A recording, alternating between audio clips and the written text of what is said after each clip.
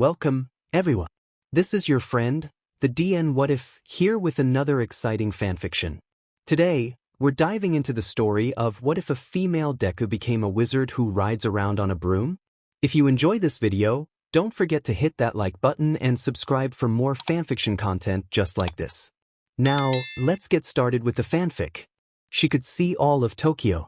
From the bay to the mountains to every single building in between, she could see them all. Her old middle school was somewhere in all of that mess. The park where she practiced her magic, the shrine that she found herself drawn to, and if she had enough time, she might even be able to find her apartment. There was just one problem. As happy as she was that her newest spell could be considered a success, it was also a failure. A failure in that it wasn't so much a spell that let her fly, but, rather, one that just pushed her in one direction really far, and that direction she chose just so happened to be up. Once again, Izumi was reminded that gravity was not her friend. The view of Tokyo was breathtaking right up until the panic set in and she was sent plummeting towards the UA campus. Her teacher, classmates, and others were all scrambling around like ants down on the field they had been testing in. She couldn't believe it. After all that work, after all that training, after nearly getting crushed by a giant robot, this was how she was going to die, by going splat on her second day at UA. This was a bit on the anticlimactic side, all things considered. Okay, think there has to be something you can do to not go splat. That was what she wanted to say. She wanted to pretend that she was currently attempting to handle this situation in a level-headed manner. Instead, what she really said was, I don't want to die. I don't wanna. Help. All while flailing her arms and tumbling through the air as the ground got closer and closer with a dazzling amount of speed. I got you. XXXX. Izumi Midoriya, age 7. Glowing fingers. That was what her quirk was called. Whenever she brought her pointer and, index? No, the one next to the pointer, the middle one that her mom said was bad to show people, together it would create a light, and then she could draw with that light. Her quirk wasn't too bright, less bright than the nightlight that was in the bathroom, and maybe as bright as a star, but it was warm and comfortable, like a firelight that lingered in the air like a ribbon. When she was 6, she discovered that she could use her quirk when she held onto a stick or a pen. She could use anything that was long and slender to draw with her quirk. She could even use it with a spatula, but her mom got mad when she did that when she was helping her mom cook. Mostly because of the mess. Izumi loved her quirk. She loved to try and draw things in the air before the light started to fade and to make her mom smile with it. All of her friends thought it was a neat quirk. All of them except for one. He said her quirk was useless. And Izumi knew he was right. Stupid Kaken? She pawed at her eyes, trying to push the tears to the side just long enough so she could see where she was going. She really didn't know where. She had just ran away from Kaken deeper into the park where they were playing. She was way out of the area that her mom said she could play. He doesn't know what he's talking about. She wanted to be a hero. And she was going to be a hero. Even if all her quirk did was look pretty. They had played hero enough for Izumi to know that when it came to doing anything useful, her quirk didn't provide any options. Even if someone touched the light, nothing would happen. It was solid, it didn't burn, it wasn't even warm, it was just light. There had been plenty of heroes that had quirks that were light-based.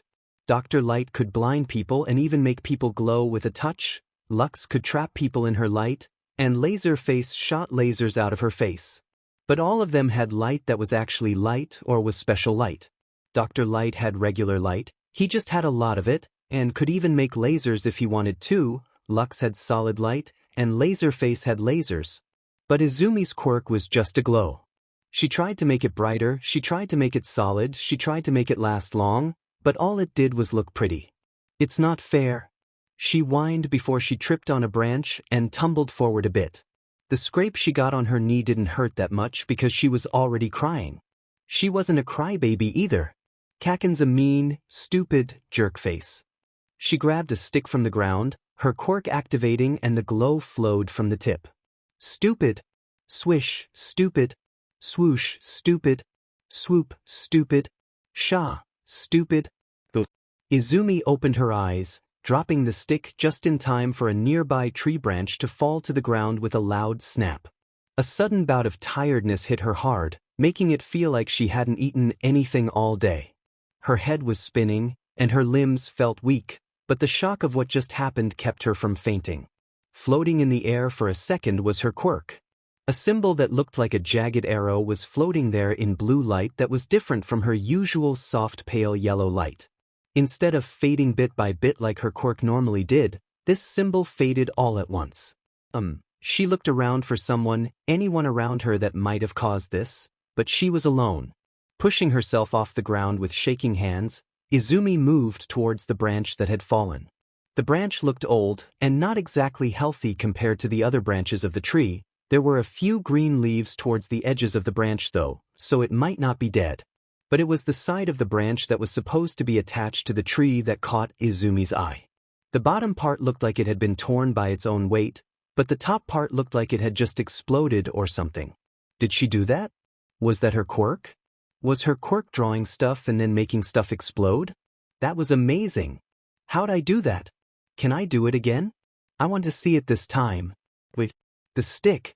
Izumi ran all of 3 steps before the fatigue hit her again, but she ignored it and continued over to the stick she had grabbed. She took it in her hand again and watched as her quirk worked with it once more, a pale white light coming from its tip. Whoa, she swayed for a second before she stood, her feet firmly planted on the ground. How did it work? Do I just point at something? Could she make Kaken's stupid face explode? Wait, that was what villains do. Exploding someone's face was probably a terrible idea. And she didn't want to hurt the trees either. So, there was some water. Could she explode water? Did water explode? She watched All Might punch a tidal wave once and that water exploded. So yes, water exploded. Making her way down to the small creek that ran through this part of the park, Izumi took her glowing stick and began to wave it around, her quirk leaving a trail of light in the air that lingered. Nothing happened. She tried again, drawing something else. More nothing. Why isn't it working now? Work. She flailed her arm around drawing wide circles. Nothing happened. Just like always. Izumi pouted and stared at the stick for a few seconds. Was this even the right stick?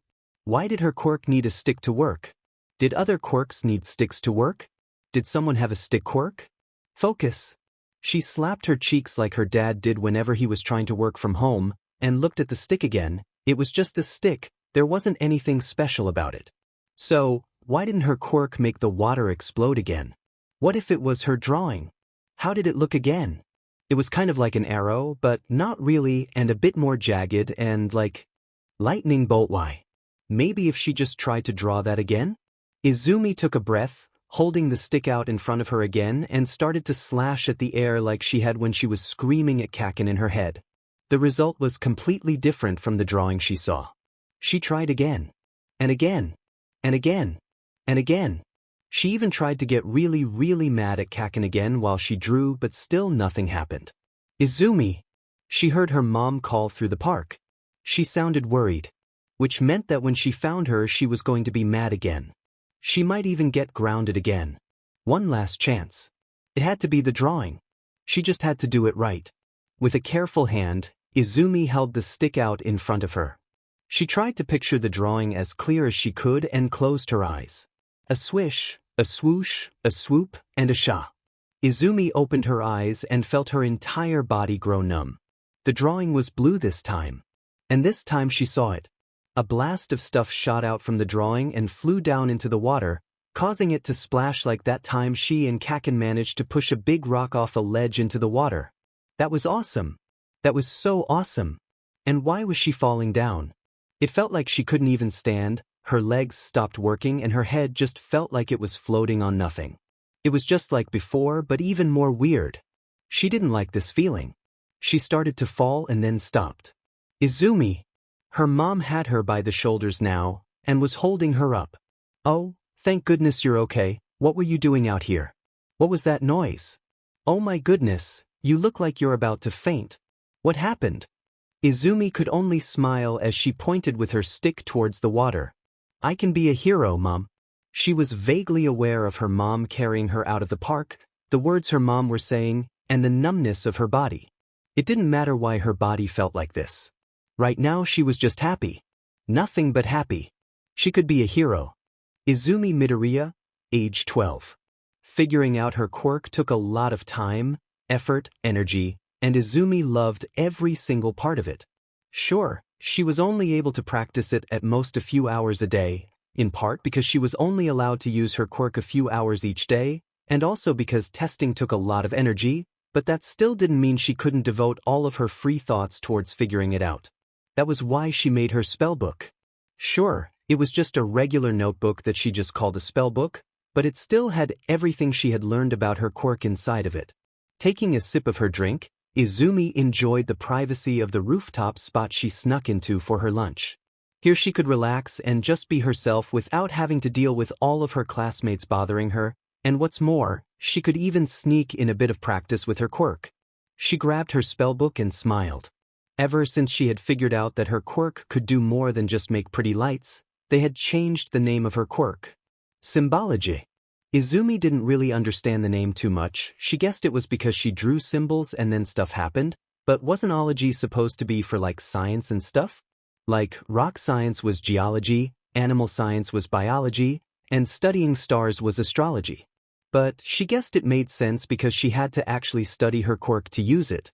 Oh. Izumi flipped to the back of her spellbook for a small list she kept on the last page for possible hero names. Would symbologist be a good hero name?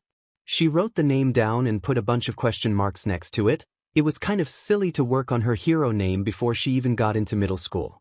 But she wanted to have a good one for when she got into U.A. She was going to become a hero just like All Might and save everyone with a smile on her face. Only she wouldn't be 7 feet tall and have giant muscles. Unless she found a spell that did that. Maybe there was a transformation symbol she could figure out. Flipping to the front of her notebook, Izumi went over what she knew about her quirk. It was a bit like trying to learn a language from a single sentence, and sometimes randomly finding new words just by randomly drawing stuff. Each spell was made up of multiple parts that determined what it would do.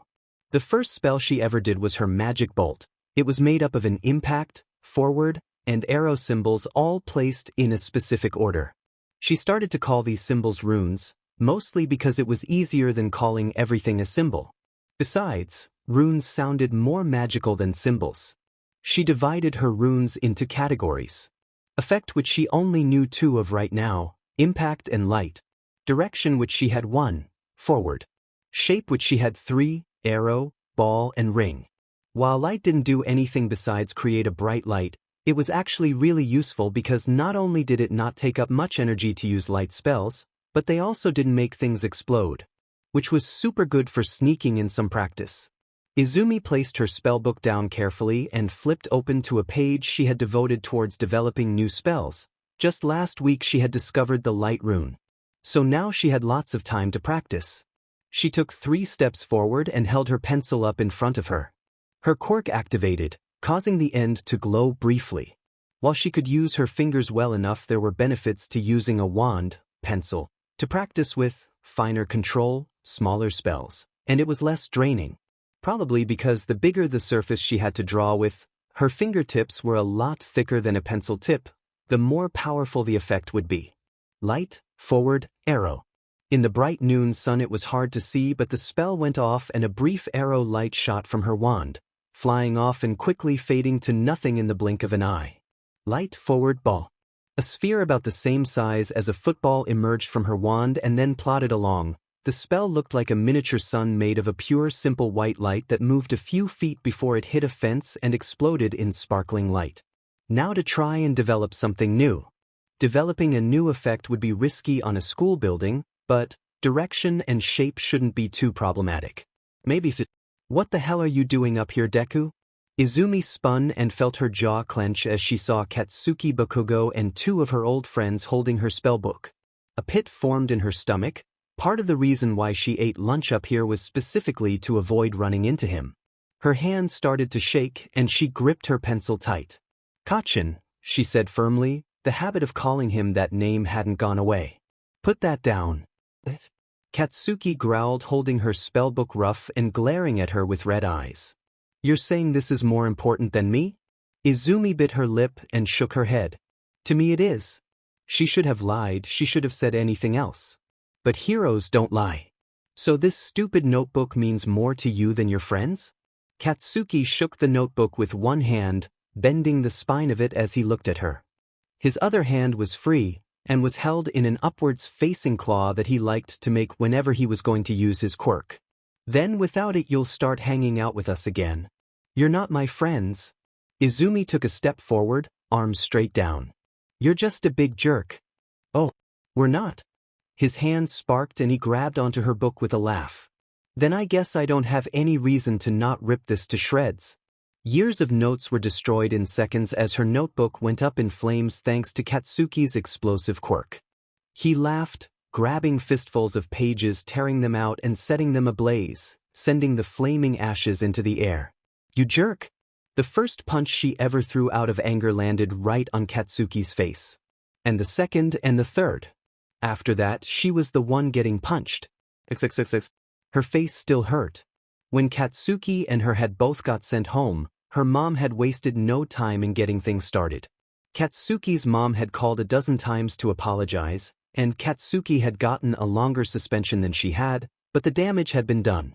So, after reviewing your daughter's case, Ms. Midoriya, and going over her grades, we've decided that the best place for her is at Haruno Jr. The bird-headed lady in a suit folded her feathered hands over her lap and tilted her beak to the side. Her voice was song-like and she was very colorful as well. We'll still need her to take the entrance exam, however, just to be sure. Oh, that's no problem at all, right, Izumi? Her mom asked, glancing over to her with a panicked smile that she had on all day. Thank you so much, Mrs. Paradise. Izumi just nodded. She really didn't want to transfer schools, mostly because she didn't understand why she had to go while Katsuki got to stay, but it wasn't like she had any friends at that old school because of Katsuki. Excellent, excellent. Now, at Haruno Jr. we do have a strict club enforcement, but thanks to our donors such as the Yayorozu, we have a wide range of clubs for you to choose from. Our girls' volleyball team actually went to the nationals last year as well. So, Izumi dear, what do you care about most? Before her mom could say something like drawing or anything else, Izumi said what she wanted. I want to be a hero. Somehow, despite her beak, Izumi could see the woman smiling. Oh, well, that's fantastic. We've had quite a few pro heroes pass through our doors in the past. I'm certain that you'll be on the way as well. So, I take it you'll want an athletic club then, maybe judo, or perhaps even track and field. Something to keep you active? Mrs. Paradise stood and clapped her feathered hands. Oh, I know, we're having a tour next Sunday for some of our future first years. Why don't you join in as well?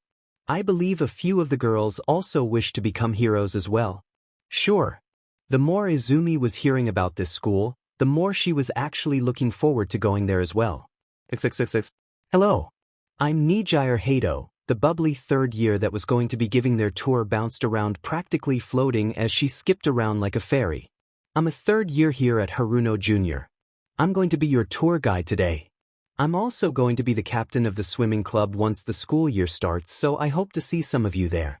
Haruno High was a bit further away than her old school, and even further away than the middle school she would have normally gone to, making for a 40-minute trip to and from each day. But seeing the school when it wasn't raining made it feel worth it. The campus was huge too, with several buildings for classrooms, and even more for sports. All of the gardens tended to, and there was like no garbage too. It just felt so nice and clean looking. It was hard not to smile in a place like this. Plus the uniform was super cute too. It was a white sailor outfit with a pink ascot, and the skirt was blue as well, and it was fun to swish with. And it looked even cuter on her soon-to-be senpai, especially with how she bounced in it. So that's what a third year looked like. Alright. So, Nijire stuck her hand up in the air. We're going to have people buddy up. My senpai had us group up by birthday last time, but that's boring, so we're going to have everyone group up based on if I think you two look cute together. Somehow, likely through her quirk, Nijire was about to float as she zoomed around the group of 10 or so girls, pairing them up with each other. And you too. Izumi nearly collided with the tall black-haired girl that had almost crashed into her. She looked like the kind of girl that could be class president, tall, with long black hair, black eyes, and kind of smart-looking too. Ooh, sorry about that. The girl muttered, straightening out her uniform. I think our new senpai is a bit too excited. Yeah, but at least she's fun. Izumi smiled up at her new buddy. I'm Momo Yaoyorozu, by the way. The girl extended her hand towards Izumi. It felt like Izumi had heard that name somewhere before. I'm Izumi Midoriya, let's be friends, alright? Is it that easy to make friends? Momo asked, a look of shock coming over her face as she covered her mouth with one hand. Izumi just shrugged. I guess, I didn't really have any friends in middle school. She pointed towards her still black eye. Had bullies though. Oh, that's terrible. What did you do to get bullied? Momo asked with genuine concern coming over her face. I wanted to be a hero, Izumi said proudly. They were mad that I was practicing my quirk during lunch, I guess. Or, just Katsuki being a general asshole. That's a silly thing to bully someone over, but don't worry, I want to be a hero too. Momo said proudly, then her shoulders slumped just a bit, but I used to be homeschooled, so sorry if I'm not good at being a friend. You're already a great friend, Momo. Izumi could feel the smile pulling on her cheeks. Hey, why don't we make a promise? Let's both get into you today. Momo blinked, smiled, and then nodded. Sure, that sounds... Ga. They both looked over towards their senpai, Nijire, who was hovering a few inches off the ground looking at them with bright eyes. You two are so cute. I've decided you're my favorites. Come on. Let's start the tour. Oh, and tell me all about your quirks. In less than 20 minutes, Izumi was pretty sure that Nijire had asked her more about her quirk and herself than literally anyone else. Momo gave a light laugh and gave Izumi's arm a light nudge. I thought that we were supposed to be asking her questions, not the other way around.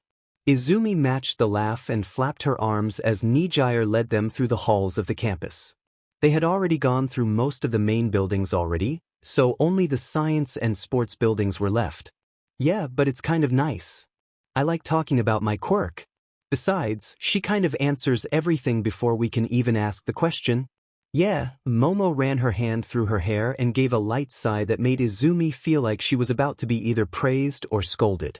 She's asked me more than a few questions that I still haven't come up with answers for. Like your 3 sizes? Izumi gave a big smile and watched as Momo turned completely and utterly pink, just like she had when Nijire had first asked that question. She had also been asked that question, and she actually answered with a slight shrug.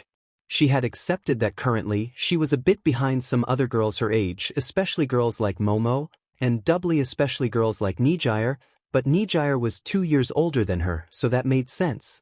Momo folded her arms over her chest, though the uniform didn't really give away too much information unless Momo stretched her back. Not you too. Hee hee, sorry, you're just cute when you blush. And that made Momo turn ever so slightly redder. Please don't tease me so much. Okay.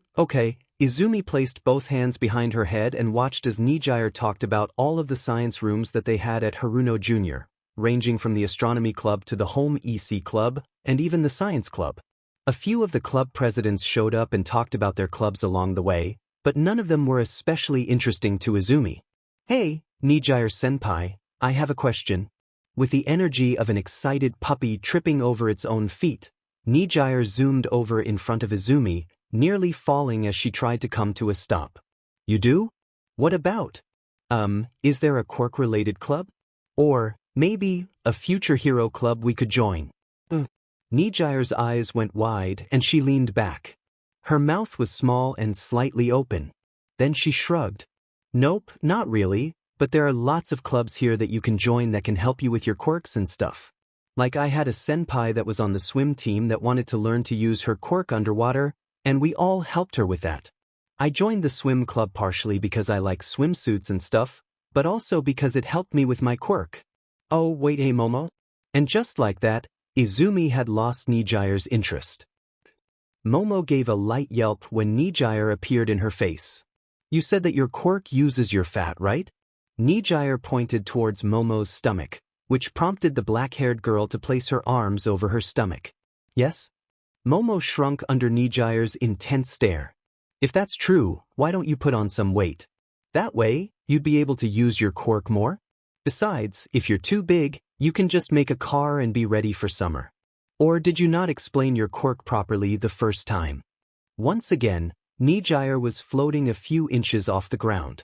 Her foot occasionally touched the ground, only for her to spring back up like she was trying to stand in water that was just slightly too deep. Oh, well, while the fat that's stored in my body is theoretically usable, it's actually slower than using the fat that my body is currently breaking down from my meals. And less efficient? The blush currently staining Momo's cheeks remained as she shuffled her feet. Besides, I like being, slender. Oh, that's so neat. And you? Nijire's interest had been gained without Izumi doing anything. What's it like when you use your quirk? It's super neat how you can make it do stuff. It's like Momo can make anything that she knows about, and you can do the same thing but not with stuff, but with stuff. Nijire touched the ground and blinked for a moment. Does that make sense? Izumi opened her mouth and stared at the curious blue-haired girl that she had been stuck with for an hour now and then towards Momo, who was also looking at her curiously. Well, when I complete an she felt her cheeks burn. This was her first time calling her spells in front of other people. That was just what she called them in her head for the most part. Spell, a pause, no one cared that she called them spells. Neat. When I complete a spell, I feel like I have less energy, and if I use it too much, then I get kind of lightheaded and stuff and moving is pretty hard and… Nijire grabbed her hands and clapped them in front of Izumi's face. Your quirk's just like mine. Yeah, it's like that feeling that you get when you're all fine, and then you run around and do stuff, and then your body remembers you didn't eat, and you just feel like really terrible, you're tired but awake, and it's like your head is swimming in a fishbowl filled with angry goldfish?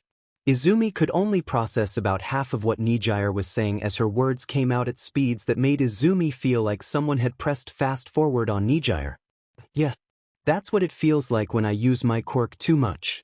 It takes up my stamina, and when I was first in middle school, I couldn't even do anything without feeling super tired, and sometimes I'd even pass out if I used my quirk too much. Then I had a senpai say I should join the swim team to increase my stamina, and it worked, and now look. Nijire darted back, floating in the air again and wobbling slightly. I can almost fly with my quirk, and I'm not really tired. You should join the swim team. I'd love to have you as my super cute kohai. Izumi blinked, but I'm not a good swimmer. That's fine. Sucking at stuff is the first step towards being good at something. And besides, you want to increase your stamina so you can use your quirk more, right? You want to be a hero too, right? So why not? This will help you a lot. Plus, you get to wear a cute swimsuit and look. Nijire pulled up her skirt and pointed towards her thighs, making Momo blush and look away. When you swim a lot, your thighs look really nice. And your butt gets firm too. Plus, it works out your whole body. It's great. Honestly, there wasn't a lot that Izumi could disagree with there. All of those things sounded amazing, and being a hero was a physically demanding job. She shrugged and looked towards Momo. Well, what do you say, Momo, want to join the swim team with me? Oh. Nijire grabbed Momo's hands and looked at the girl with sparkles in her eyes. Yes, please. I bet you'd look super cute in a swimsuit. Especially if you had a ponytail. Nijire gasped and shot her arms up in celebration. We should all get ponytails. But Momo gave a light shrug. Outside of general fitness, I'm not sure what swimming would do for me. If your boobs grow more, it'll help your back muscles out, Nijire replied like that had just sweetened the deal a lot. I suppose? Momo offered a shrug. I'd like to see the other options before I decide. But it sounds like the swim club would be ideal for you, Izumi. Nijire grabbed both their hands again and pulled them along. Great. Come on, let me go show you the pool first. That'll convince you. Then we can go to the other clubs. Honestly, Izumi did feel a little bad for the others that Nijire had locked onto her and Momo so far. But at the same time, she was a little jealous of the others that weren't the center of attention. The indoor pool of Haruno Junior High was massive, with a set of stands on one side and an enormous wall of windows that made the room feel like it was both indoor and outdoor. There was even a 2-story diving platform on one end, and some other equipment scattered around the pool. Welcome to the pool. The only downside is that it sucks when we have to clean it, but we only have to do that once a year, and we play music and have a barbecue afterwards. The rest of the time, we're doing laps, swimming to improve our time and forms, sometimes we even practice with water polo, and that's super fun. Nijire spun around as she gestured towards the pool, a great big smile on her face. Then she let out a pout and crossed her arms. I'd show you our school swimsuits because they're super cute and stuff, but I was told I wasn't allowed to do that. Oh, and the pool's heated too. Nijire flopped her arms and then looked towards the pool. Sorry, it's kind of boring when we can't actually get in it. It's fine, Nijire. Izumi smiled and waved her hand. But I think I might join. It sounds like a lot of fun. Alright, now, we need to find a club for Momo, and Nijire looked behind them at the rest of Izumi's future classmates. And the rest of you? Anyone want to join the swimming team? Nobody even responded. Most of the other girls had expressed interest in the less physical clubs already. Izumi? Momo asked softly once Nijire's tour had come to an end. The blue-haired girl had waved everyone goodbye and floated off into the main building, leaving the tour group to find their own way home, much like how they found their own way there. Momo folded her hands in front of her skirt and bit her lips slightly.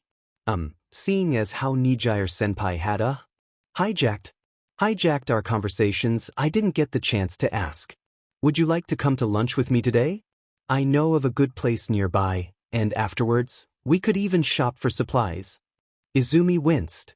She did want to go, but her cash was limited to just enough to buy a drink from a vending machine if she really wanted. Sorry Momo, but I don't have any money on me. Oh, Momo's shoulders slumped, but then she blinked and smiled. Oh, I know. I can pay for our meal. And if we go shopping for supplies, please consider it a token of our new friendship. Are you sure? Izumi asked, scratching the back of her head. I mean, if you're paying for everything, I think I'd start to feel guilty. You shouldn't, Momo said firmly. I'm the one offering to pay, so please? Would you join me? Fine. But I'm going to pay you back somehow. The ever so slightly long trip to her school was worth it. There were so many girls here. And they all looked really friendly. And the uniform was super cute too. Izumi let out a little spin watching as her skirt flared out a bit before falling back down. Sure, her old school had a skirt too, but it was less, what was the word? Floofy? Than the skirt of Haruno Jr. There was even a version that had pants if she wanted it. Or shorts for the summer. Izumi watched as a group of friends stopped right before the main gate and paused, linking arms before all jumping over and laughing as they made their way to their own classes. The foot-wide section that was where the gate rested once it was closed was a different color than the rest of the sidewalk, and even the ground just inside the campus. Izumi smiled and sucked on her lip before she hopped over into her new school. It felt amazing. She finally had a reason to be excited about school. She had a friend that she wanted to hang out with, a senpai that was going to drag her to do things, and a club that she wanted to join. She didn't have to worry about Katsuki either. Here she could do what she wanted and no one could. Excuse me, a tall teacher with long green hair that was a lot more blue than Izumi's own pointed towards the building. Her face was neutral, but kind of pretty. She had on a professional-looking suit, though her tights were in a floral pattern that showed off hints of her thighs. Even the sensei here were super pretty. You're standing in the way of the other students. Hurry to class before you're late. Oh, okay, so maybe she'd have to listen to the teachers a lot. Yes, Mime-sensei. I'll be on my way. Thank you. She accidentally laughed as she made a quick sprint towards the main building. Class 1B, located on the third floor of the largest building on the campus. She knew about where its location was thanks to Nijire's in-depth tour. Really, Izumi didn't have much concern over where she sat in the room. A window would be nice. Then she could pretend that she was an anime protagonist. But really the only thing she wanted was to be in the same classroom as Momo. Izumi! Nijire-senpai! Izumi spun and saw her soon-to-be captain skipping towards her, her feet taking ever so slightly too long to hit the ground. It was a bit like watching a deer sprowing around in some tall grass, but instead of grass, it was students. Nijire pulled Izumi into a hug without even a second thought. So did you decide what club to join? Club day is officially tomorrow, but we can get you to join today if you want. Nijire leaned in and whispered in Izumi's ear. I heard that we were even going to get new swimsuits too. Oh, and what class are you in, And did you learn anything else about your tricky quirk? In order? Izumi asked. Yes. Nijire nodded with enough force that it made her hair bounce. I'm going to join the swim club. Yay. I'm in class 1B. Oh, that's Ms. Byleth's class. She's really pretty and kind of strict, but she's also really nice. And she'll even fight you if you ask her nice enough. She's really strong too. She's even the fencing coach. I think she used to be a hero until she decided to start teaching. Hey wait, your hair is? No relation. Doll. Your quirk. Izumi scratched the back of her head and laughed. I haven't really found anything new out yet. It's kind of really slow. It's super tricky, I bet. Nijire gave a slight pout and nodded. Well, if you ever want help I can try and do my best. Then I can be your senpai at UA too. I'm going to be your super senpai. Nijire bounced back and waved goodbye. I gotta go tell Kuro-sensei that we have a new member for the swim club already. Oh, and actually go to class. See you later, Izumi. Izumi waved goodbye and watched as Nijire sproinged through the sea of students with far more grace than what should be allowed. Once more Izumi turned to look at the stairs that would lead her to her new classroom. With the third years on the first floor, and the second years on the second floor, it only made sense for the first years to be on the third floor, which made things a bit confusing because rooms were numbered for the grade they taught and not the floor they were on. But once she got used to it, everything would be fine. Izumi walked past a few more students and for her classroom, second from the right, the doors were open and there were a lot of girls talking in random clumps and laughing about something or another. A few were sitting alone at their desks. Like Momo. Momo. Izumi bounced over towards her first real friend for the first time in a long time. We're in the same class. Momo looked up from her desk and smiled. I know, I checked the class listings downstairs. Oh, but that would have ruined the surprise. Izumi braced herself on Momo's desk, squatting down slightly so that they were both at eye level. She gave Momo the brightest smile she could, and watched as the girl fidgeted and tried to return the smile. But I'm really happy we're in the same class. I'm happy too. I'm really happy I can spend more time with you, Izumi. And, I got a gift for you. Well, it's more a gift for me so that we can talk more, but, yeah, I wanted to hang out with you but we didn't have any way to talk and you said that your apartment has internet, so, here. Momo pulled out a small box that could easily fit into the palm of her hand. It was tied with a green ribbon. So we can talk more? Momo, you didn't have to. I still haven't paid you back for that lunch. Not to mention the shirt Momo had bought her just because she said it was cute. Still, despite her words, Izumi took the gift and opened it ever so slightly. She instantly closed it and forced it back into Momo's hands. Are you nuts? Aren't those like really expensive? Not especially. Momo shrugged slightly, her cheeks tinged a light red. Yes, she should feel shame over this. Besides, it's my old one, so it should be fine, right? Momo pushed the gift back towards Izumi and smiled sweetly. Please, it'll be a way for us to talk when we're at home. But they just met a couple weeks ago. Sure, they had spent a lot of time hanging out during the break, but wasn't this a bit rushed? Are you sure?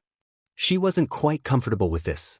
With a light hair tuck that just seemed to be that kind of effortlessly pretty thing that Momo could do, she nodded. Please, I wouldn't be giving it to you if I didn't want to. Well, okay then. She picked up the gift and smiled at its weight. She never had an iPod before. But I think my mom was talking about getting me a computer for school now, so we could have talked then. Still, please consider it a gift and… All right, girl, a firm but stoic voice tore through the classrooms. It was the woman that had talked to her at the gates. The pretty one with dark bluish-green hair. Please take your seats so we can get the first day underway. I am Ms. Byleth, your homeroom teacher. Izumi took her seat, one back and to the side from Momo, the expensive iPod sitting in her shirt pocket, just above her heart. With her homeroom teacher being a former pro hero, Izumi found herself much more willing to pay much more attention. It helped that Byleth-sensei appeared to be prone to tangents and talking about her time as a hero. It was so awesome. XXXX. Izumi. Nijire flew over the still pool, causing waves to form thanks to her quirk. Her long sky blue hair had somehow been reduced to a tight bun at the back of her head, which likely had enough density to cause some kind of effusion. Izumi found herself being used as a brake as Nijire grabbed onto her and spun them both around ever so slightly, briefly laughing. You came. You're the first person to say you'd come and actually came. I'm so happy now. Nijire's feet touched the ground, leaving Izumi to wonder what on earth just happened. Most of the other ones never showed up, even when I say they're super cute and stuff, it's kind of annoying. But oh, come on, we're just about to get changed. Did you bring a swimsuit? We probably have a spare that's your size if you don't. Was the room supposed to be spinning? Izumi shook her head and refocused on the room. As soon as she had said her goodbyes to Momo, who was going to explore more clubs before making her choice, Izumi had headed towards the pool to officially join the swim club. Yep, I'm here to join the swim club.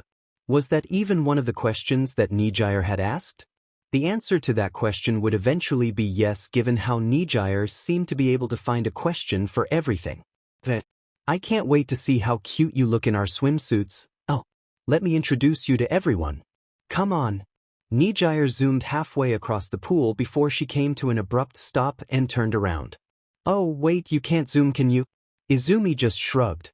Not yet, but maybe I'll be able to learn a spell for that. Nijire made a noise that could only be described as excited. Your quirk's so cool, Izumi. Especially since you call it spells. I just call mine wave energy, but maybe I should call it like ki or something even cuter. Why not fairy beams? Nijire gasped, hands covering her mouth as she bounced up nearly a foot. Was it normal to use a quirk that much? Or was Nijire just one of those types that had problems controlling her quirks when excited? Then again, she was using it to fly. Maybe she was just so cute that no one bothered with telling her otherwise. That's perfect.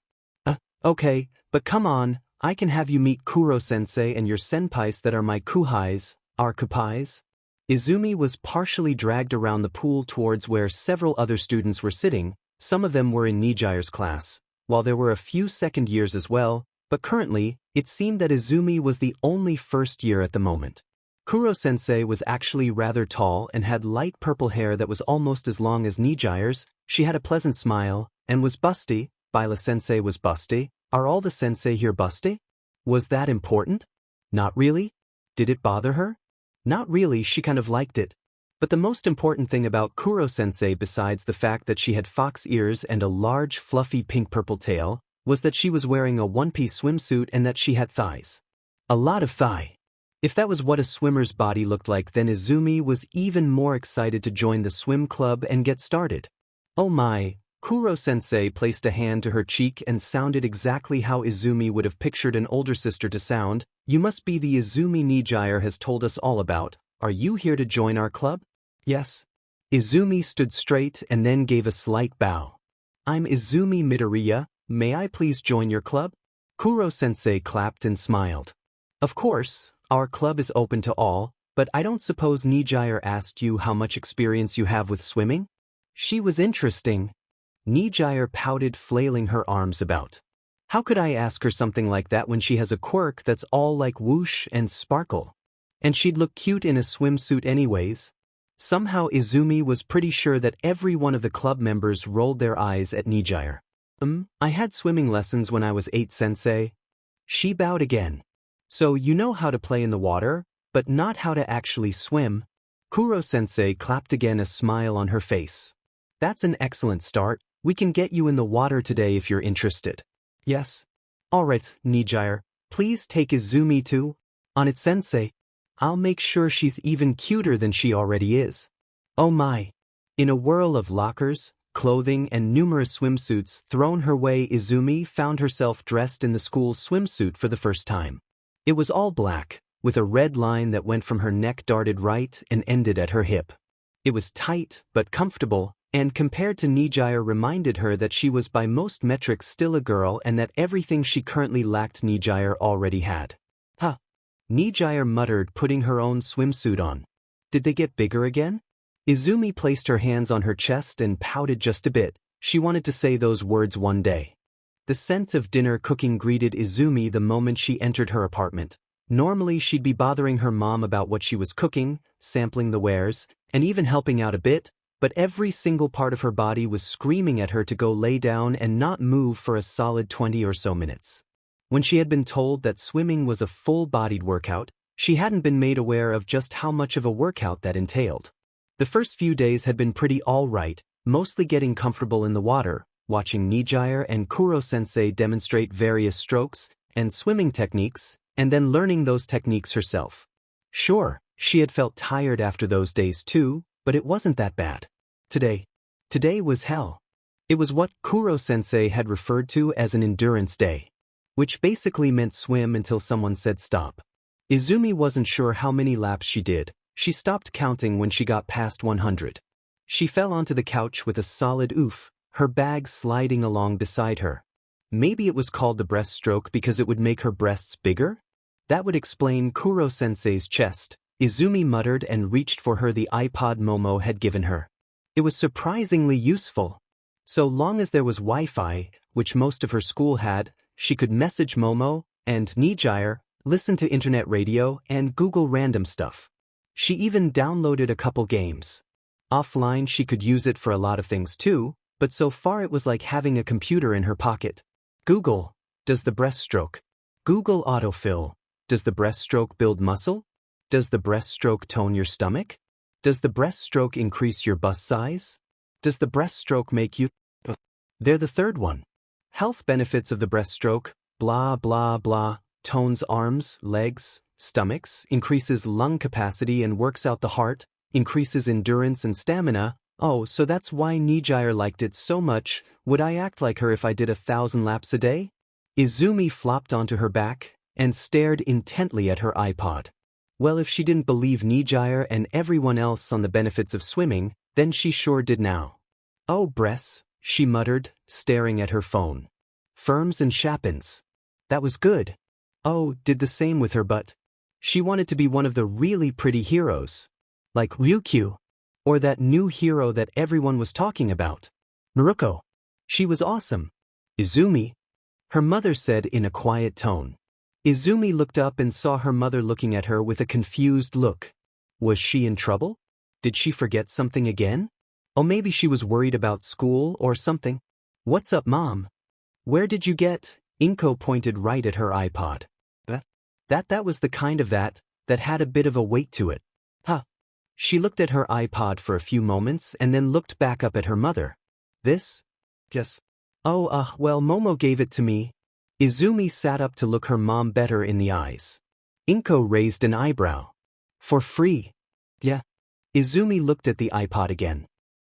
She said it was her old one and that she wanted to talk to me. Her mother let out a long heavy sigh and gave a light frown. You're not using Momo, are you? I mean for her money, dear. She spoils you. The first day she met you she bought you dinner and a couple of shirts, and now she's given you something so expensive? Her mother pushed her legs off the couch and sat down next to Izumi with a light huff. It sounds to me like she's trying to buy your friendship. Izumi wanted to protest, but it was hard to, especially with how each memory of Momo trying to buy her something popping into her head like a bag of popcorn.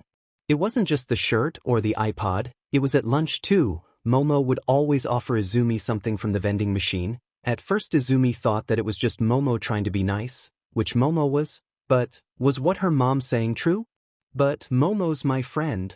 I know, sweetie, I know, but let her know that even if she isn't buying you expensive things. Her mom grabbed the iPod for a few moments before handing it back. You're still her friend, and ask her if that was really used, alright? Izumi blinked and frowned. Should she wait until tomorrow or message Momo now? Maybe she should ask Nijire-senpai for advice? Even if Nijire talked a lot, it wasn't like she gossiped. Well, she did, but she never spread gossip, or at least Izumi hadn't seen her do that. Was it okay to do it at school? They'd have to find someplace private. Would that be okay? Izumi stared at the messenger screen for a long time. So far her only friends were Momo, Nijire, and some swim club members that were in a group chat that Nijire had forced her to join. The only one that actually messaged her directly was the white-haired spee, though that was a short-lived conversation consisting of a hello and a hi. A message from Momo appeared on her phone. Momo, would you like to have lunch with me on the roof tomorrow? Perfect. Izumi, that sounds like a lot of fun. Momo, excellent. I'll bring a bento box for both of us. What? That was the opposite. Izumi, wait, what if we both make a bento box and then share? Momo, are you certain? Izumi, yes. It sounds like fun, right? Momo, I agree. That sounds like a great time. I'm looking forward to your meal. Mom. Izumi climbed over the back of the couch and headed towards the kitchen. I need to make a bento box to share with Momo tomorrow. XXXX. If Izumi's bento box was the equivalent of a one-bedroom apartment, Momo's bento box was a 3-story townhouse that had a yard and a pool. I thought you weren't going to bring me one. Izumi let her mouth drop as she looked at the bento box that looked like it was large enough to feed her and her mother for dinner. Momo bit her lip and stared at her box and then looked towards Izumi's.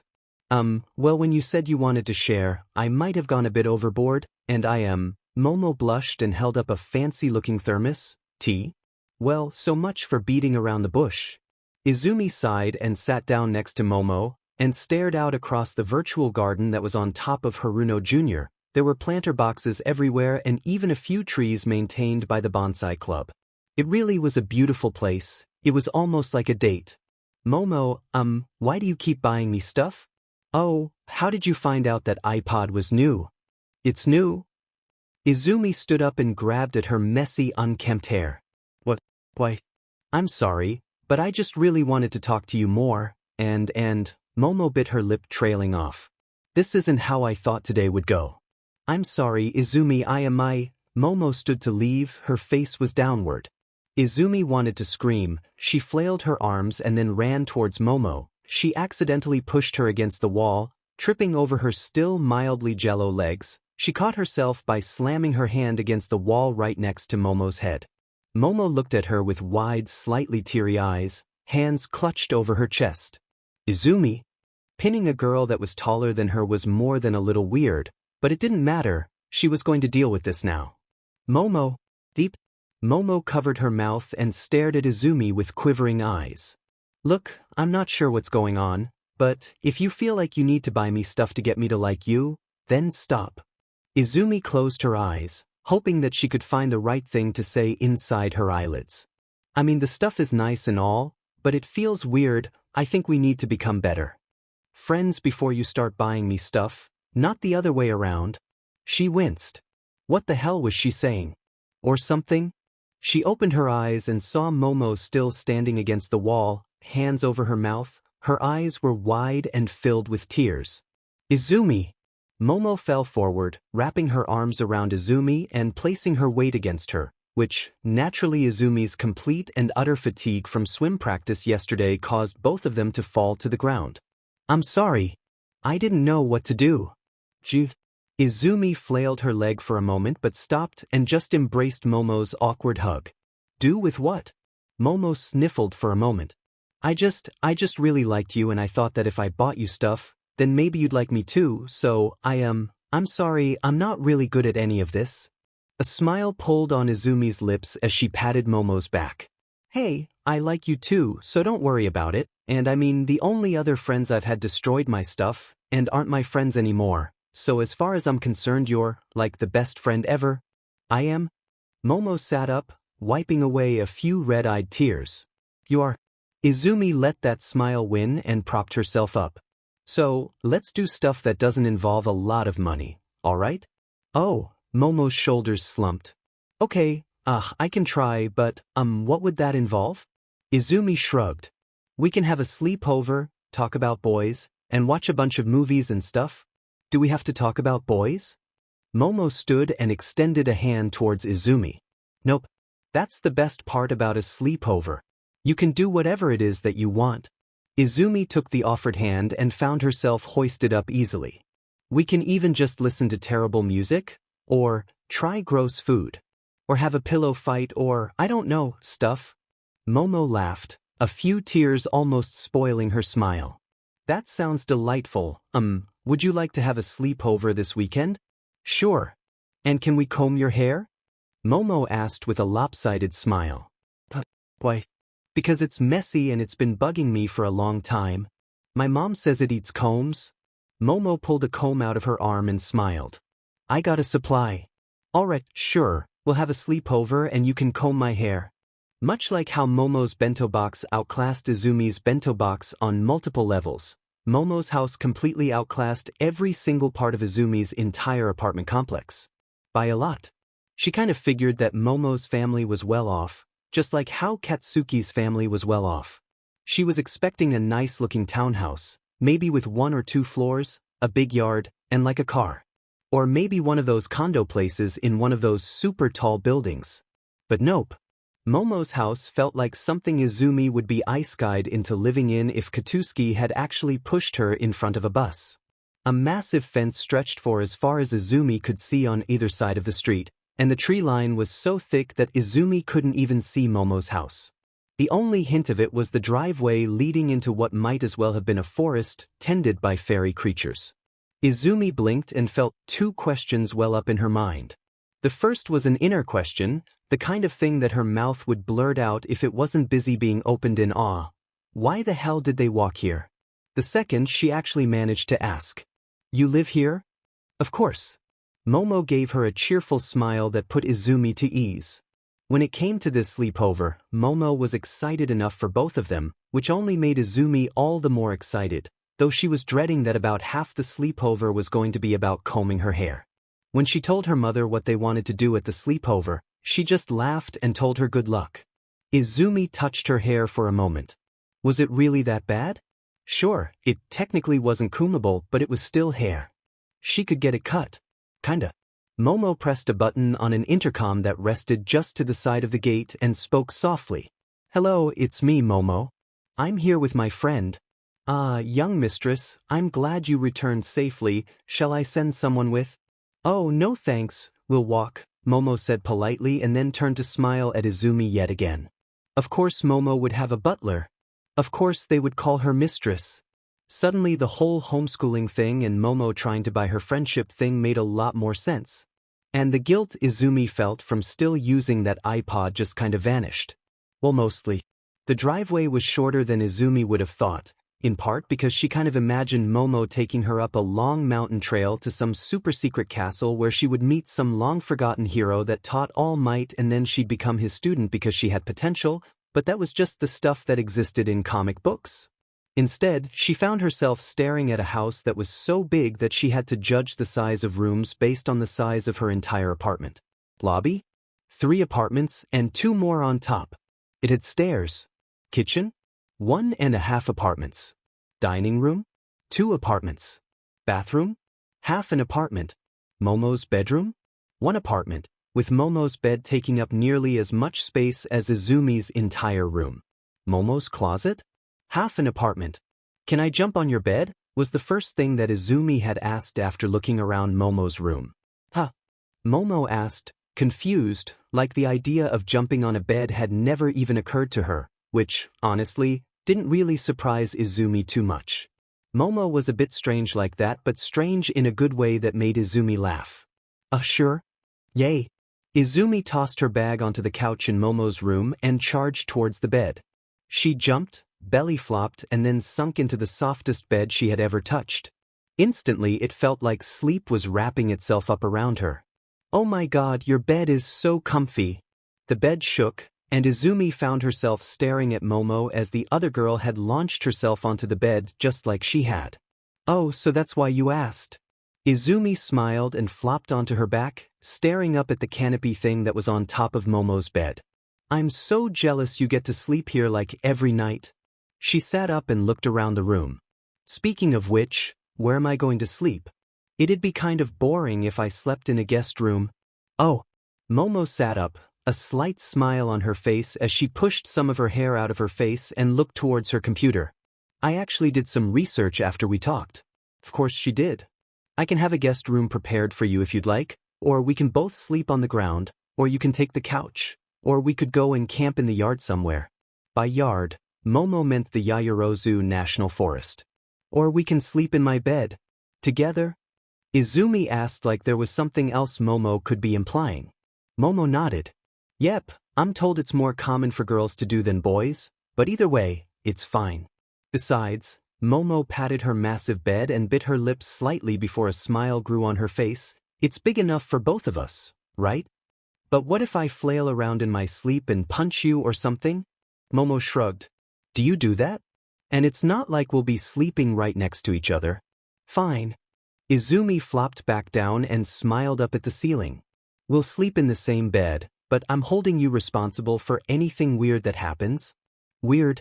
Izumi just shrugged. So, what do you want to do first? The comb being wagged in front of her face filled Izumi with a light sense of dread. XXXX. The first comb that Momo had attempted to use on Izumi had put up an admirable fight before it had simply submitted to her hair. But Momo was not discouraged. Instead, she brought out the big guns. The big, heavy, gigantic guns of chemical warfare. So, you've never gone to a salon?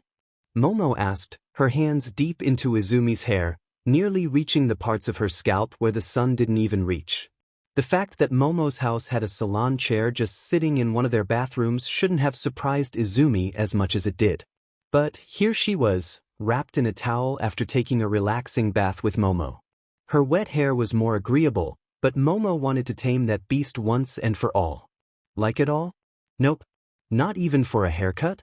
Most of my haircuts happened in our kitchen. Momo made a confused noise, probably coming to terms with the fact that people had their haircuts in the kitchens. Wait until she finds out that they eat there too. Is that why your hair is so, damaged? It's almost like parts of it were burnt noodles. Izumi opened her mouth and thought about Katsuki's favorite way to pick on her. Explosive noogies. She probably should have punched him a lot harder. Maybe he was why her hair was so messy? Remember those not-so-nice friends? Oh, I'm so sorry. The sincerity in Momo's voice put a smile on Izumi's face. Momo's head appeared from behind her, and she smiled at her through the mirror. With her hair down, Momo looked really mature, almost like she should be her senpai. But don't worry. Momo grabbed an expensive-looking bottle of stuff, and her smile grew again. I'm going to make sure that your hair is going to be healthy, beautiful, and loved.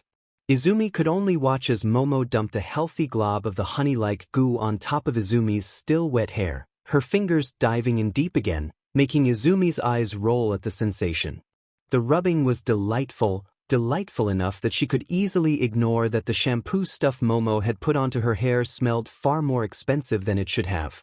I'm going to lean you back now so we can wash your hair better, alright? Momo didn't wait for her to respond before the chair leaned back, and Izumi was spun towards the small water basin that stuck out of the wall. Are you sure you know what you're doing? Yep. My mom's stylist taught me a... Momo let out a light shriek as the small hose squirted her in the face. She lets me help, but I don't think I can mess your hair up more than it already is. Is it that bad? Momo looked her in the eyes, sucking on her bottom lip. Yes. I'm in your capable hands then. Warm water, cold water, shampoo, conditioner, rinsing, combing, drying, and washing again. It felt like Momo was trying to cook some kind of hair-based pasta. So, Izumi smiled and let her mind wander. Have you thought about what kind of a hero you want to be? Type. Momo asked, confused, like general, crime, rescue, or specialist? No, I mean like your hero name. And your costume. And like who you'd want to intern with. Izumi leaned back slightly to look up towards Momo, who was way too engrossed with her hair. I want to intern with someone like Ryukyu. Oh, I see. Well, the reason why I want to be a hero is kind of because of All Might, but I don't think he takes interns, so I'm not really sure. I mean, I'd like to go for one of the better female heroes, like Suzu Samurai, or even Mrs. Joke, but I think they're both going to become teachers next year. But, as for my hero name, I've actually been thinking about calling myself Creati. Creati? Momo nodded. Yeah, well, my quirk is called Creation, and I just thought that if I call myself Creati, it'd show off what I can do. Which will hopefully be to create whatever it is I need to save people. Oh wow. That's so awesome. What about your costume?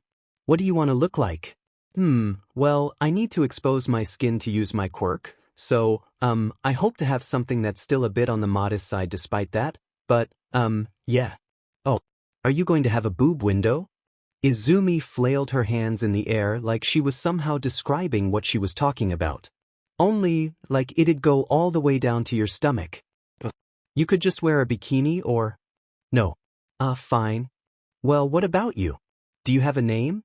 Izumi twisted her lips and let out a long sigh. I'm not really sure. I mean, my quirk basically lets me make spells and stuff, but I'm not really sure. I had a list, but then that list kinda got destroyed.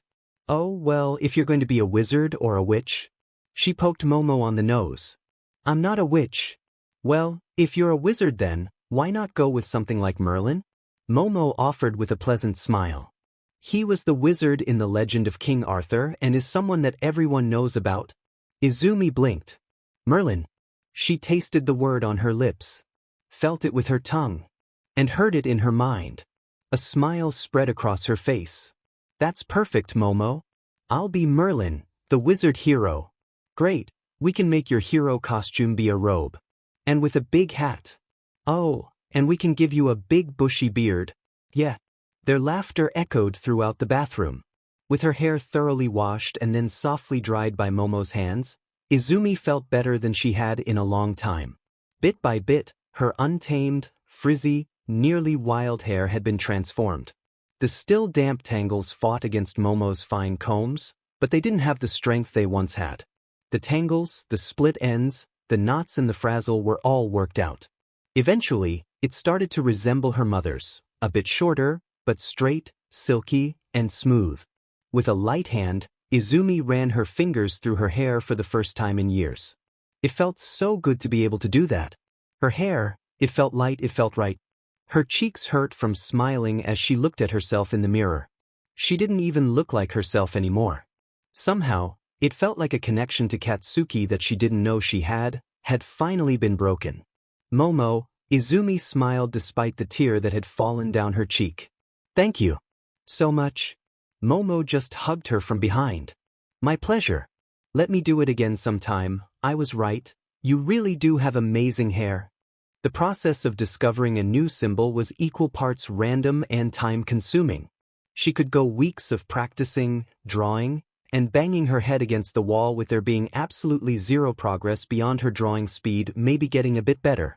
And then there were times when she discovered a whole other layer to her quirk that made everything about it better. In this case, it was a whole new category of runes for her to try and learn. Target was the name of her newest category, and currently, much like the rest of her categories, it was very limited. Right now she could only target objects. A single object. But that was okay. Unless she was dealing with someone that was naked, everyone had an object she could target.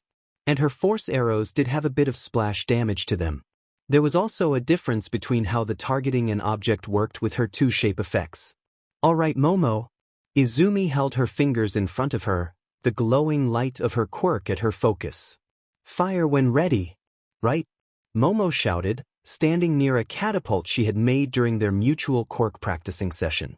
Of the main reasons that Izumi loved going to Momo's house, the giant yard where they could do lots and lots of mildly dangerous and stupid quirk-related stuff that wouldn't be allowed during the few hours a week of quirk practice they got at school was a major one. Remember, only destroy the water balloons and save the Matryoshka doll. Apparently those Russian dolls that were stacked inside of each other were called Matryoshiki, Matrioshark, Marty? Momo pulled on her catapult and all the objects were sent high into the air. One whatever doll floating alongside 3 water balloons. Target object, force ball. The doll thing spun in the air like it was trapped inside of an invisible washing machine as its momentum was slowly dissipated inside of the force sphere. Target object, force, arrow. Target object, force, arrow. Target object, force, arrow. The first arrow appeared beside her and flew straight, hitting the first water balloon in the air with a satisfying splat. The second arrow shot off and missed the target on its downward arc, exploding in the air nearly a foot above the target with a flurry of sparkles. The last arrow never happened. Izumi looked at her glowing fingers and sighed. She still needed to get faster at drawing.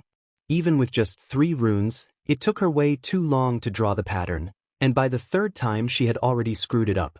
Speed and accuracy needed to be worked on a lot if she was going to be a real hero. But that brought up a problem with how her new rune worked. Target object plus arrow only targeted where the object was right as it was casted, meaning that if the object was moving, it would likely miss. The only reason why she hit the first one was because she fired the arrow right at the apex when it was going slower. On the other hand, target object plus ball made the sphere appear around the target. Wow! Momo clapped and ran over to her. That was amazing, Izumi. Your new rune is really useful. The bright, pleasant smile on Momo's face made all of Izumi's doubt vanish, if only for a little while. Thanks, Momo, your quirk is amazing too. At least this way I don't have to worry about breaking targets. It was the best of both worlds. Momo got to use her quirk without having to figure out what she was going to do with the stuff she made, and Izumi got to break stuff without worrying about replacing it. Win-win. But I'm not sure it's really useful right now.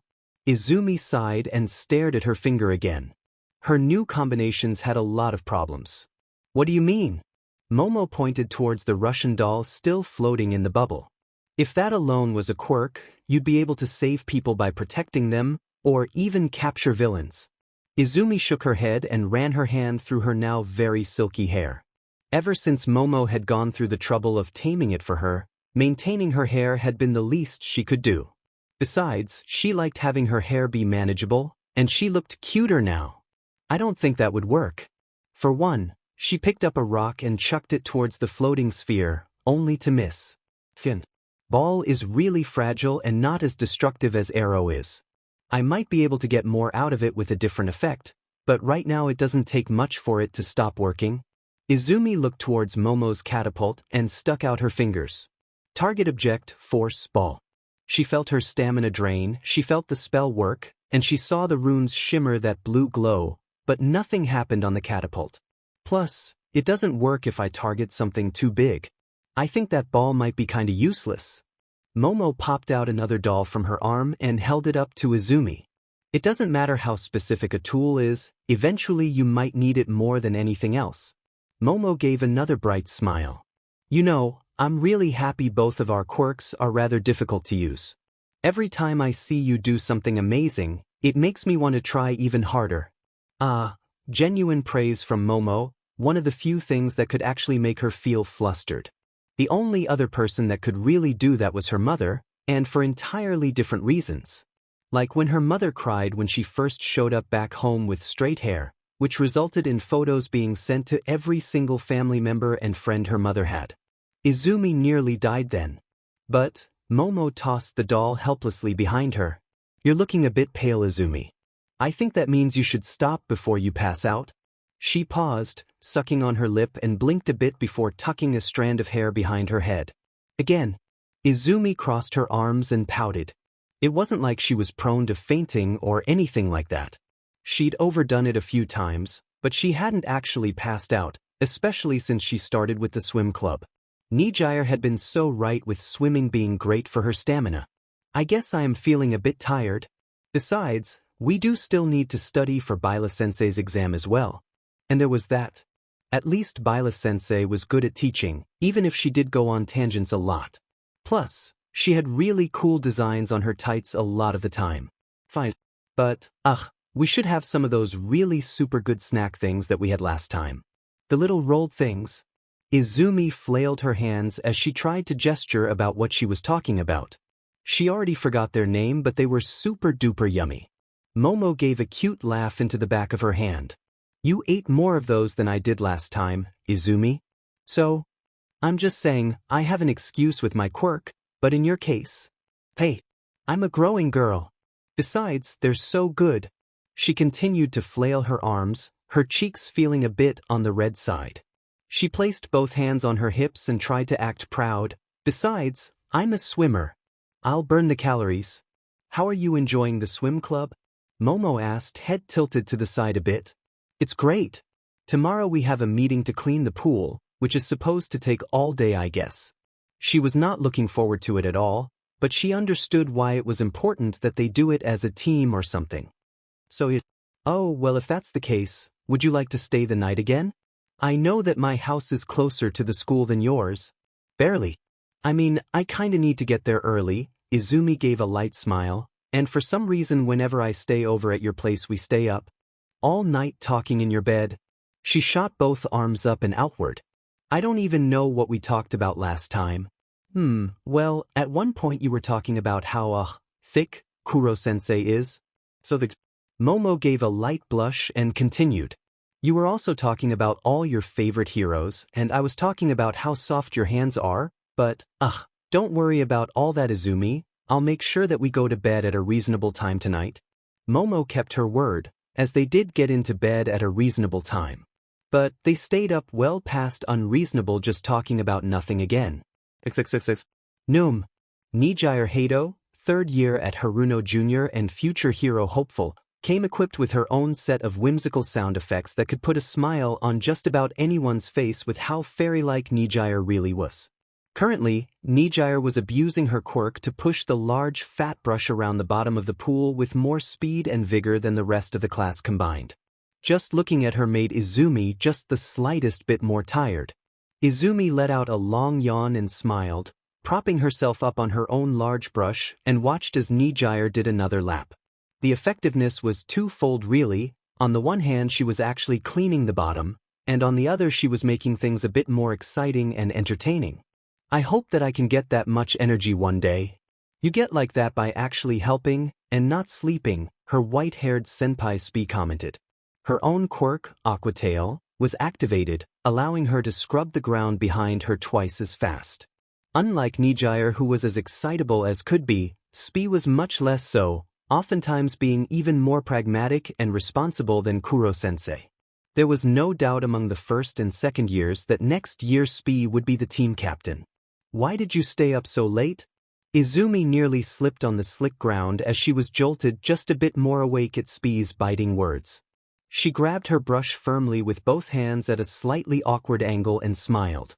Well, I stayed the night at Momo's again last night, and we, ended up talking a lot and stuff, so I, might have just kind of ended up not getting any sleep. I promise it won't happen again. I didn't. Spee let out a long sigh. I didn't say to not stay with your girlfriend, but just wanted you to be aware that Nijire is like that because 1, she's an idiot. Hey, I heard that, Spee. And 2, she worked really super hard to get to where she is now, and Spee stopped mid-sentence and looked down towards Izumi's brush. Hey. Nijire came to a skidding stop between the two girls. Why are you talking about me? Is it about Izumi's hair? Oh, or is it? Nijire stopped too, but only for a second. Hey, Izumi, why's your broom glowing? Izumi looked at her broom. The brushes on the end were glowing, and so far she had left a trail of hundreds of brush marks on the ground that were quickly fading like she was using her quirk with hundreds of incredibly small fingers all at once. That was new. Izumi felt her hands, remembering their position, and then she did something that was probably going to be really stupid. She began to cast. The runes were larger than she had ever attempted to draw them before, and the lines were much thinner, but they all blended together. More spells failed than not, but more than a few were a success. Light forward ball. Dozens of football-sized spheres of light began to appear, most bursting when they made contact with the ground, but a few managed to float forward until they too hit something and exploded with a gentle, soundless sparkle.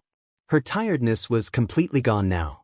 This was just as important as any rune she could have discovered. OMG! With this, I won't have to worry about casting the same spell so many times so quickly.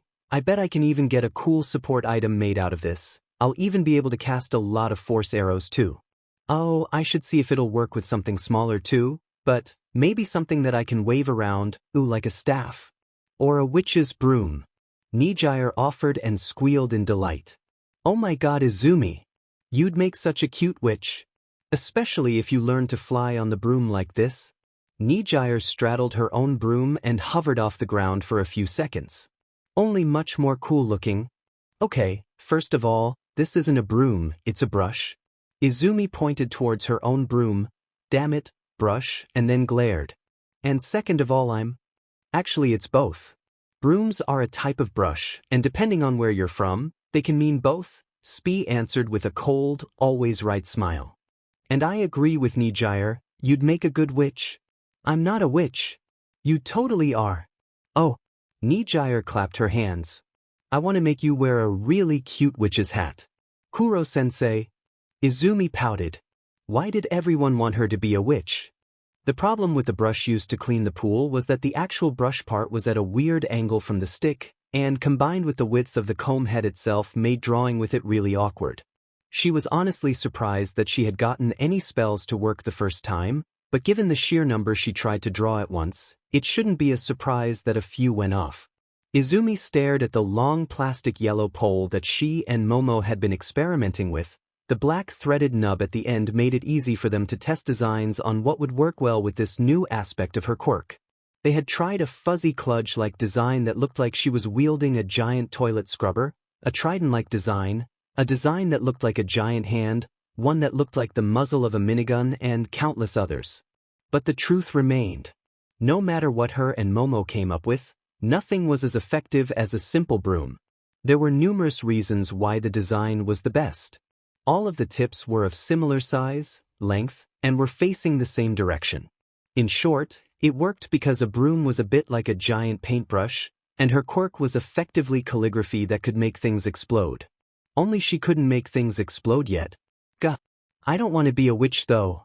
Izumi swung the pole around in frustration and paced around the gardens of Momo's backyard. This was one of the areas where she really didn't want to make anything accidentally explode or anything bad, but the woods were a quick walk if they wanted to get really serious. Momo looked up from the table that they had commandeered for today's adventures. Snacks and tea rested on a tray, while their homework was left largely unattended, and a pile of potential staff heads was left in a bin waiting to be destroyed. What do you have against being a witch? Because they're creepy. And they brew potions and stuff, and I'm really terrible at chemistry. And they have a really big nose. And they're just not hero-like at all. Izumi pouted and hugged the pole tight against her chest. She really didn't want people to think that she was a witch. They'd be thinking that she was evil and stuff. And they turn people into frogs. I don't think I can do that. Nor do I want to. Okay, but I'm just saying you'd be a super cute witch. Momo gave a joyful laugh that seemed like the perfect noise to make in anticipation of summer. That doesn't mean much coming from you.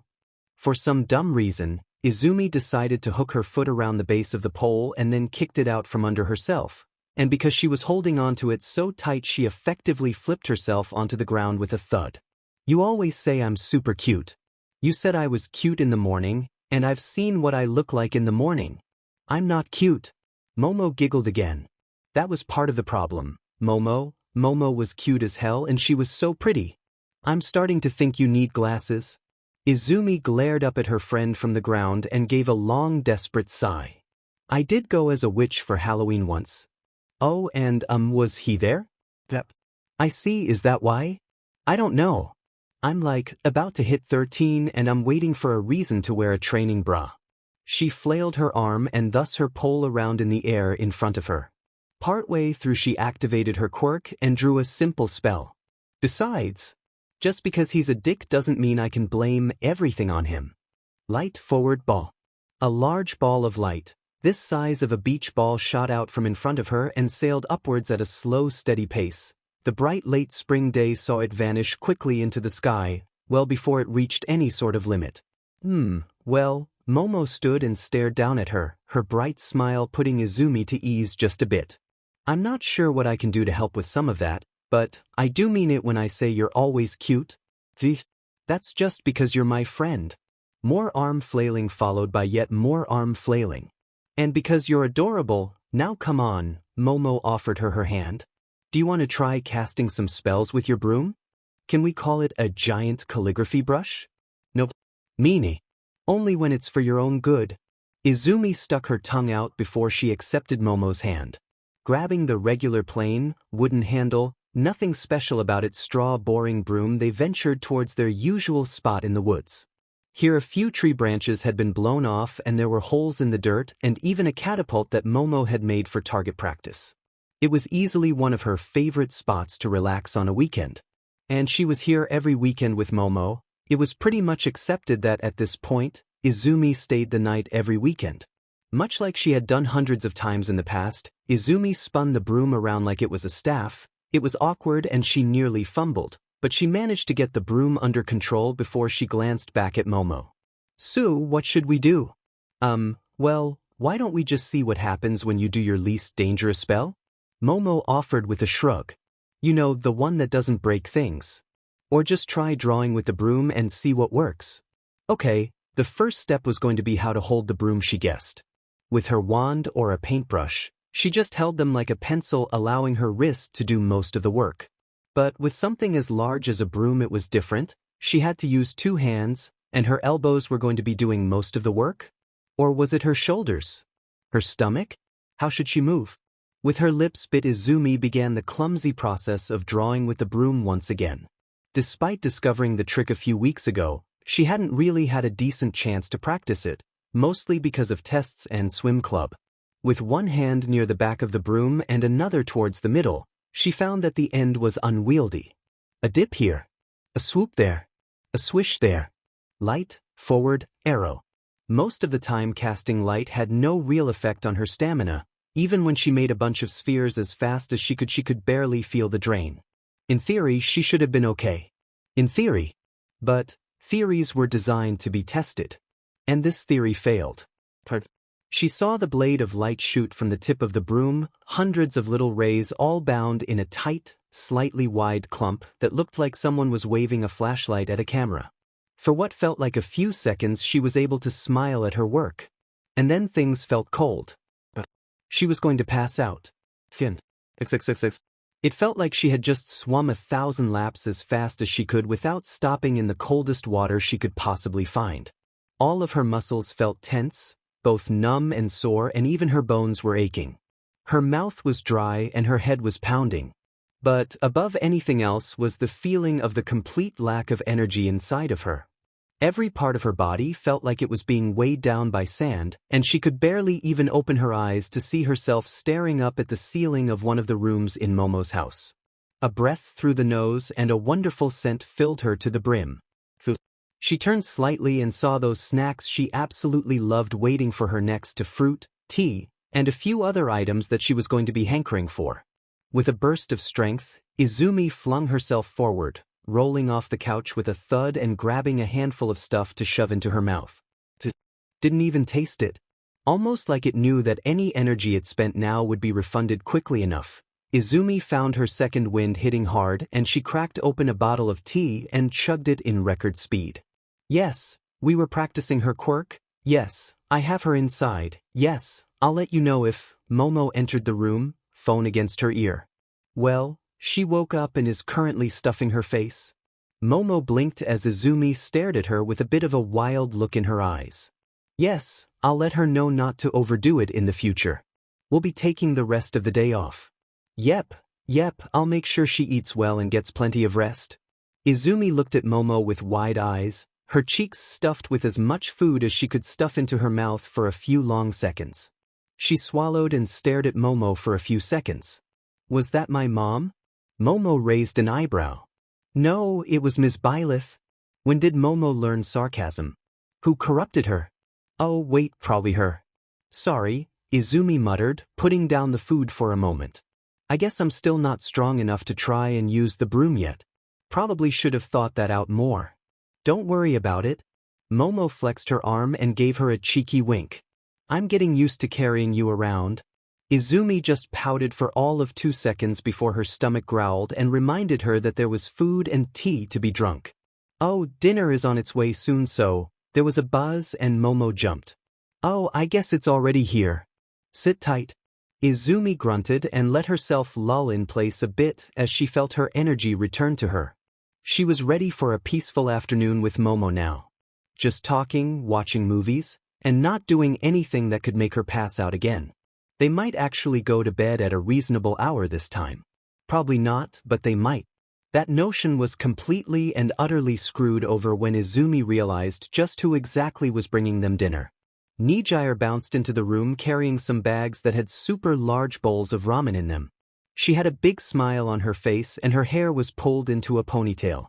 Nijire-chan's super-duper awesome speedy ramen delivery service and super-duper sleepover improver is here to make your night super extra amazing. Izumi opened her mouth but really couldn't think of anything to say at that moment, so she just made a random pointless noise.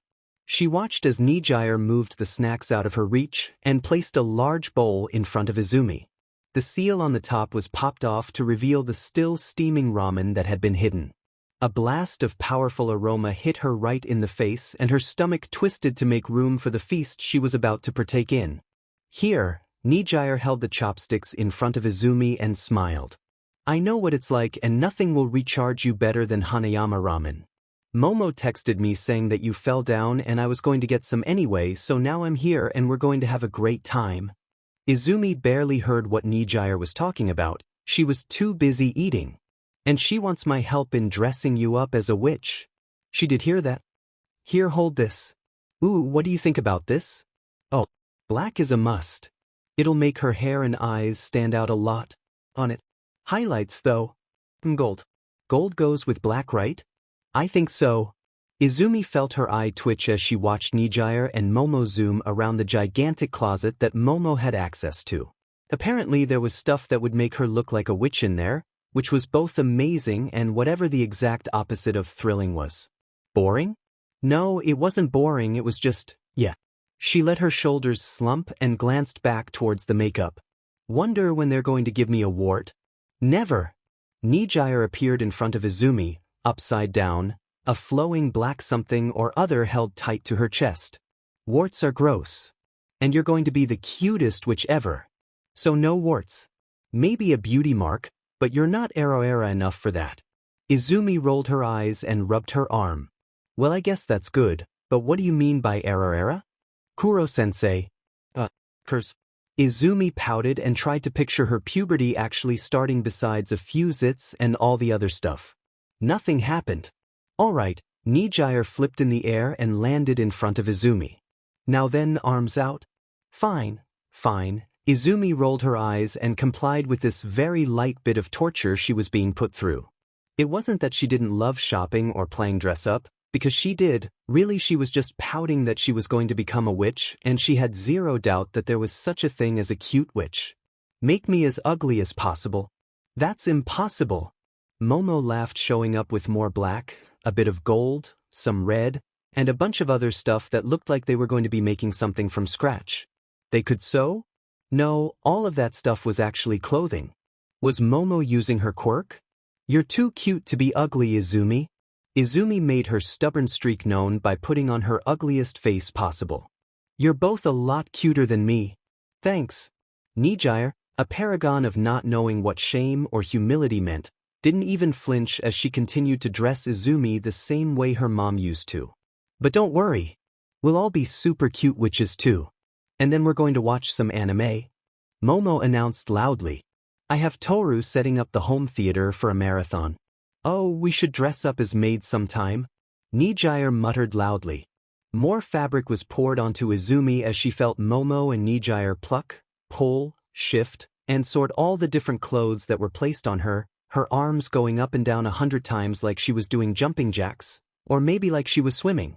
Swimming through a sea of clothing that was desperately trying to drown her in it. There was so much black and gold being tossed on her, she felt like she was going to end up looking like a green-haired version of some ancient Egyptian mummy. Or like she was going through her goth phase, but with just a bit more bling. A lot of bling. A green-haired goth rapper. With a broom.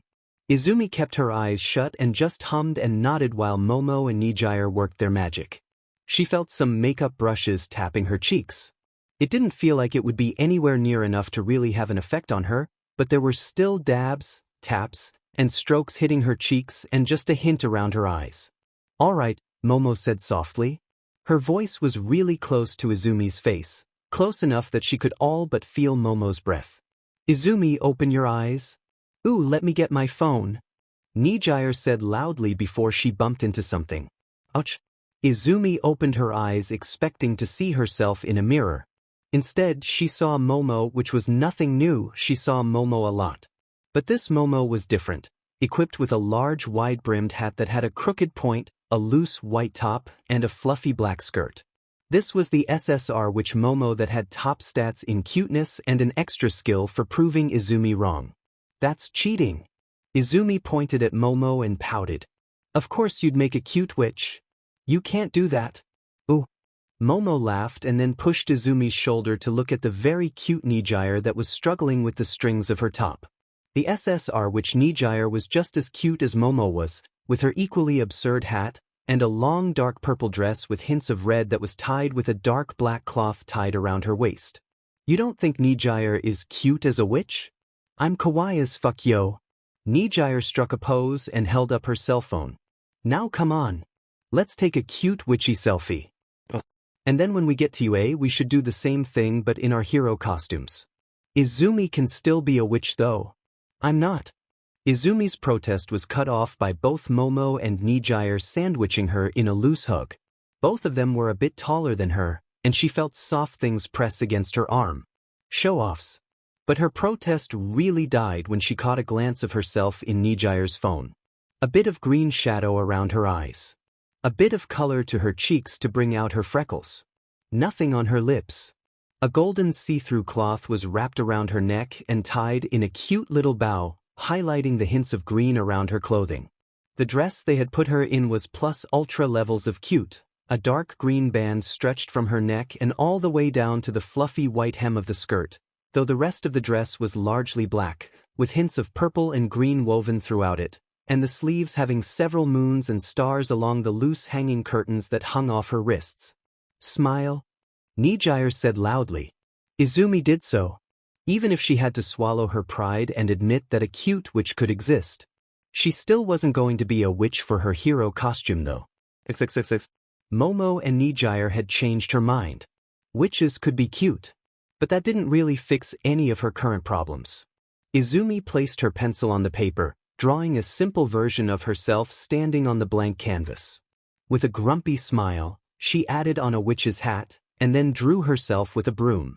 When she had managed to use the broom before passing out, it had felt more than a bit awkward to use. A wand was easy, she just held it like she would a pencil. But how was she supposed to hold a broom? She drew herself holding the broom like she would any old broom. While that seemed comfortable, it was probably more awkward to draw with it like that. Besides, she'd basically be drawing on the ground, and her feet would get in the way. That wouldn't work at all. Holding it like a baseball bat would let her whack people with the broom good enough, and she'd be holding it off the ground so she could probably even make a few marks like that, but it wouldn't be precise enough for her to complete any real spell. Or would it? She'd be having a wider arc, and she'd never drawn anything that big, so maybe it wouldn't be too bad. But drawing a spell that big with a broom might actually kill her.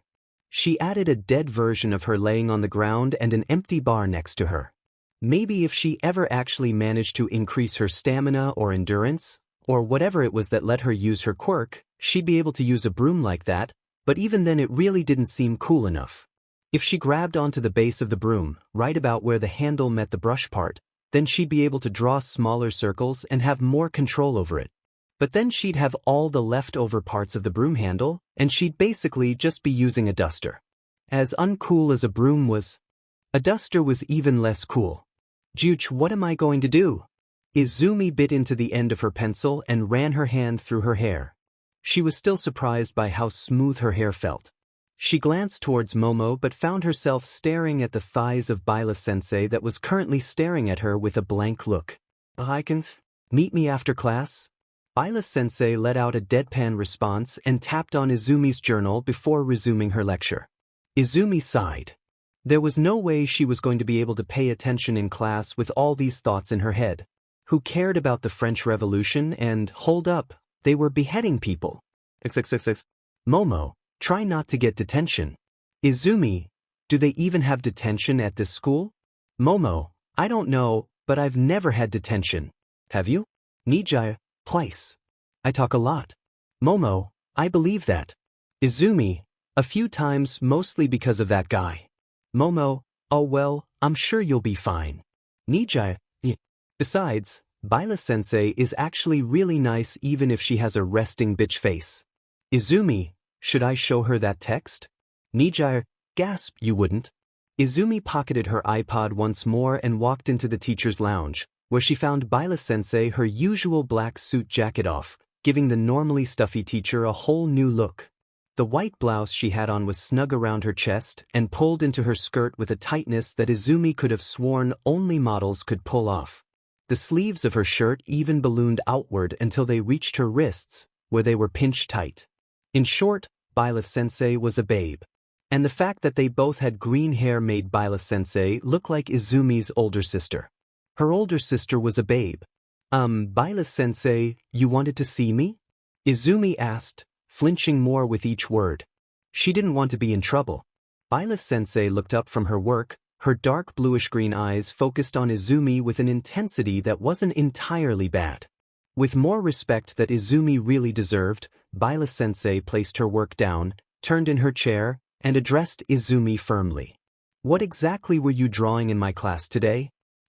Well, you see, I discovered recently that I can use my quirk with a broom and that I'd be able to draw a bunch of spells and stuff, so I was trying to figure out a good way to wield a broom so it'd be comfortable and give me the ability to draw big circles if I need to or a bunch of small circles too.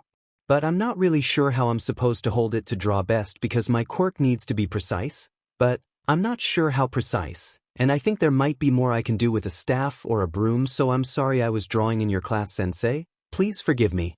Byleth-sensei, who had been staring intently, like she was absorbing every single rambling word of hers, just stared at Izumi then nodded. I understand.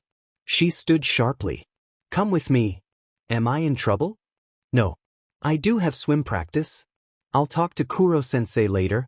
Oh, okay. Byleth-sensei led Izumi to the locker room and pointed inside. Get dressed, you're going to be sweating a lot today. With what? Izumi shifted and stared at her feet. Even though Byleth-sensei had said she wasn't in trouble, she still kind of felt like she was in a bit of trouble. You still haven't told me what we're going to be doing. Oh. Byleth-sensei tapped on her cheek and gave a smile for perhaps the first time. I'm going to be helping you. With? Izumi asked, eyes going wide. Weapons training. Oh. That. Byleth-sensei? Yes, Izumi? Is a broom a weapon? Izumi was kind of magical. And not just because of her quirk. Kia. Momo poked her head into the small gymnasium where she had been meeting Izumi on the first Thursday of every month just in time to see the familiar sight of Izumi getting bodied by their homeroom teacher Byleth-sensei. The statuesque older woman didn't even flinch as they performed yet another routine. Even though school was closed for summer, clubs and Izumi's broom combat training kept both of them coming to school every day. At least most of the time Izumi got to cool off in the pool. But not today. Momo sat down against the wall, her tote bag placed against her side. She had watched this scene countless times. Izumi makes a mistake, gets hit, falls down, then gets right back up with zero hesitation and asking for more. In many ways, that was what was so magical about Izumi. She didn't let things stop her. Watching Izumi spin the foam practice staff that both her and Byleth-sensei were using was a sight to behold. Thanks to Izumi's quirk, the trails of light trailing from both ends wove a pattern in the air. In moments like that, Momo could make out the familiar symbols of Izumi's spells, though they were often far too sloppy or incomplete. Especially in the middle of a spar. Do you want to try again, or would you like to practice your forms more? Byleth-sensei pointed her staff right towards Izumi as a way of declaring yet another challenge. But Momo could see the smile forming on their sensei's face, especially when Byleth-sensei glanced her way and nodded. Izumi looked her way, and Momo could once again see the similarities between the two. There was a rumor that the two were related in some fashion. There were theories that they were sisters or cousins, and even one rumor that had Byleth-sensei as Izumi's mother. Inko was flattered when she found out, but seeing the two in the same room was uncanny. I'm not done yet, Izumi reaffirmed, and Momo couldn't help but notice how much wider Izumi's smile was. Even when she was soaked in sweat, Izumi still looked, well, Momo wasn't sure how she looked. Izumi had always been cute to her ever since she had first met Izumi, but Izumi was just, well, Izumi. Her smile lit up the room. Ready when you are, sensei. Even Byleth-sensei was affected by Izumi's real magic. When Momo first met Izumi, Izumi had taken her hand and pulled her forward. She knew exactly what she wanted to be, and was devoting everything into being a hero. It was all Izumi talked about, and it was probably all Izumi thought about it. It took a while for Momo to notice that it was contagious, so now Momo found herself chasing after Izumi in an effort to keep up. Momo bit her lip, watching the fight in front of her. A staff would be easy to make. A long, simple cylinder, solid of course for weight and strength. Material? People often suggested tungsten to her, but despite having the highest tensile strength of all metals, it was also rather brittle, so it wouldn't work for striking as the whole thing would just shatter, but even an alloy wouldn't be too useful. Technically, she could make it out of diamond. But there was a good chance that could result in people following her around hoping to scavenge bits. Then again, she only really needed something that was hard enough to give and take a hit, so something as simple as tempered wood or some kind of a carbon wood. A rune lit up. It hung in the air for a few seconds longer than the random scribbles that were the result of the practice. Momo made a quick note to jot the rune down. Hopefully it was one that was new to Izumi. And hopefully it was both useful and one that wouldn't hurt Izumi when she uses it. Momo bit her lip and smiled at Izumi again. If she wanted to keep up, then she was going to need to train just as hard. Sensei. Momo stood, pulling a replica staff out of her arm at a steady speed. May I join in? XXXX. Hey Momo. Izumi slammed down next to her on their usual rooftop lunch spot, a grin on her face that meant that Izumi was up to the opposite of no good. Even after knowing Izumi for a year now, Momo always found new things to be surprised about with Izumi. From her drive, to her creativity, to her smile. Especially those smiles. A box of Pocky dangled in front of Momo's face and Izumi's alluring smile spread onto Momo's face. Pocky? Momo laughed. It wasn't a treat they had frequently, but she was familiar with it now. You're going to have to do more than that to impress me. Oh, I've given up on that, but that doesn't mean I can't entertain you. Izumi drew a small circle in the air, casting one of her new favorite spells, target control. It allowed her to move an object as she saw fit for a period of time.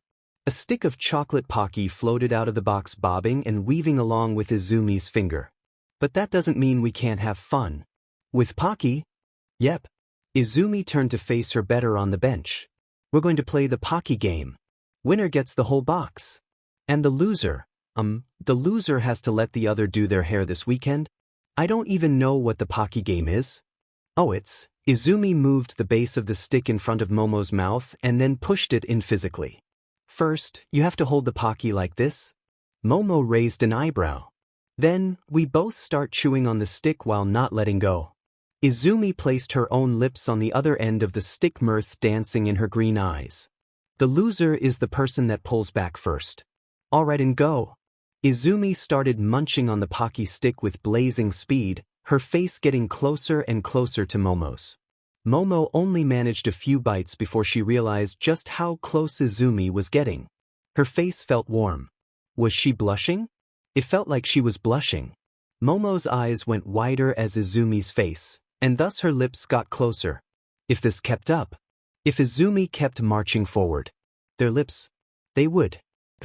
A jolt traveled through her lips and met with her spine before spreading out across her entire body. The hair on the back of her neck tingled, her shoulders tensed, her hands grabbed at the fabric of her skirt, and she felt like she might explode. She pulled back on impulse. You kissed me. Hee, I won. Izumi sat and hummed. I can't wait to see how you look with twin tails. Izumi. What? Izumi looked at Momo while munching on another Pocky stick. I'll share you know. No, I just mean that was my first kiss. Momo placed her hands over her lips. It wasn't that she was offended really, she was just surprised? Yes, surprised felt like the correct word. Oh. Izumi finished off the Pocky stick and then smiled. Well, that was my first kiss too, so we're even. Besides, we're both girls, so it should be fine, right? I guess. Momo let out a sigh, desperately trying to calm herself after what had just happened. Was it really fine if girls kissed? Even when it felt like that? How was Izumi acting so normally? So, you're not worried about a boyfriend finding out? I was kind of expecting puberty to make me really interested in boys or something, at least that's what my mom said. And all the other girls in our class talk about the boys they see, but I'm not really interested in them. Izumi hummed and patted the most obvious sign that her puberty had started, her chest.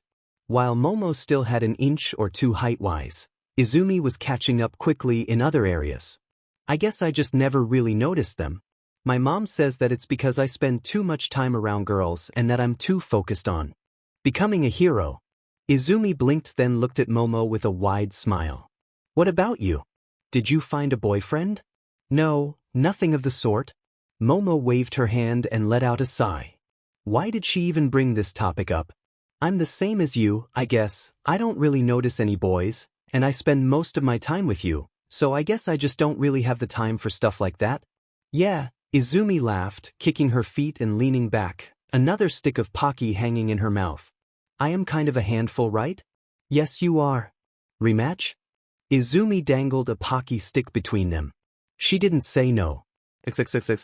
Momo raced towards the swimming pool, the cold December air not stopping her for a second.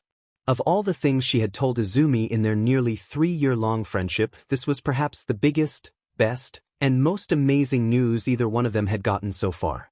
Even beating the news that Nijire had won the sports festival her first year at UA. Izumi! Momo shouted, ignoring her status as the class president for a few moments as she ran, and then fast walked around the pool where Izumi had spent a great deal of time. This year was no exception, especially since Izumi had become the swim team captain. Their last year of middle school had flown by with how busy they both were getting ready for the UA entrance exam. But that might not matter soon. Captain, one of the first years shouted, a short girl with white hair that was the younger sister of one of their old senpais. She had a shark-based quirk that made her a natural swimmer. Your girlfriend is here. We're not, Momo mumbled under her breath as she headed towards the ladder Izumi was likely to take out of the pool. For some reason, everyone on Izumi's swim team referred to her as Izumi's girlfriend. Which wasn't true at all. Sure, they hung out a lot, but they weren't dating. Who cared if they were each other's first kiss? Not Izumi, that's who. The girl didn't even care that over a year ago she had just casually taken that from Momo and didn't even apologize or anything. She even took the second one. Why was she thinking about this now? Momo shook her head and watched as Izumi swam over to her.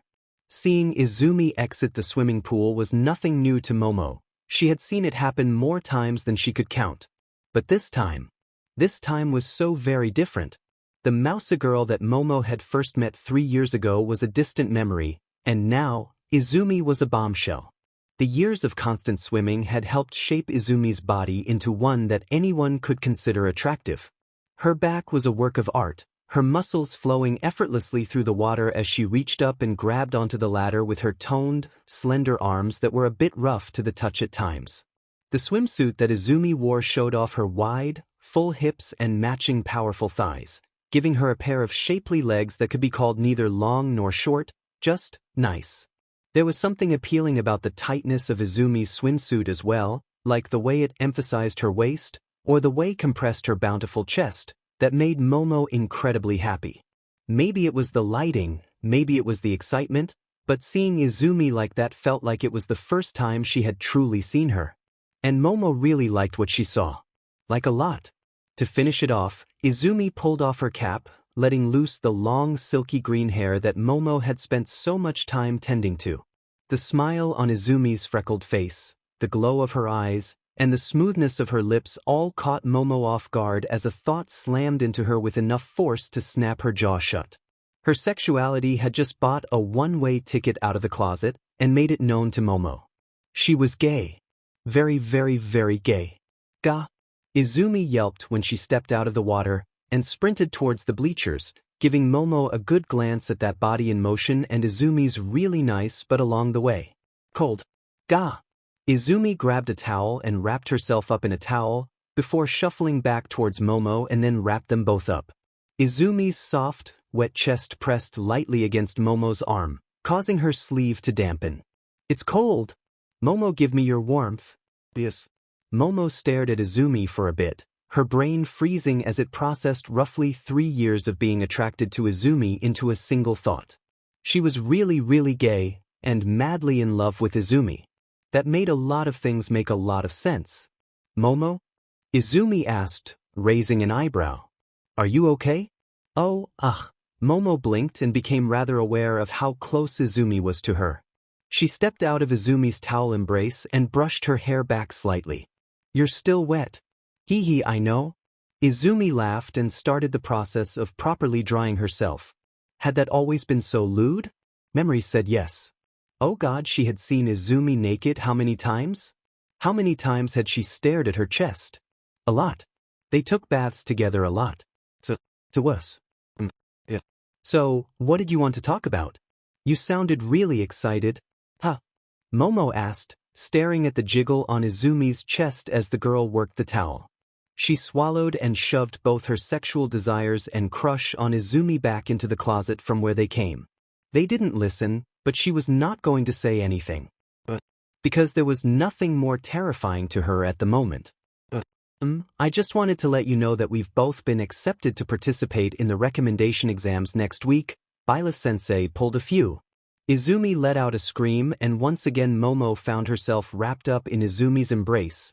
Only this time it was front to front with Izumi wrapping her arms around Momo while laughing and spinning around. Oh my God. Really? That's great, Momo. I can't believe it. We're so going to ace those exams. This is great. We should celebrate. Momo could die right then and be incredibly happy with her life. Fortunately, she only blushed. A lot. The UA recommendation exam.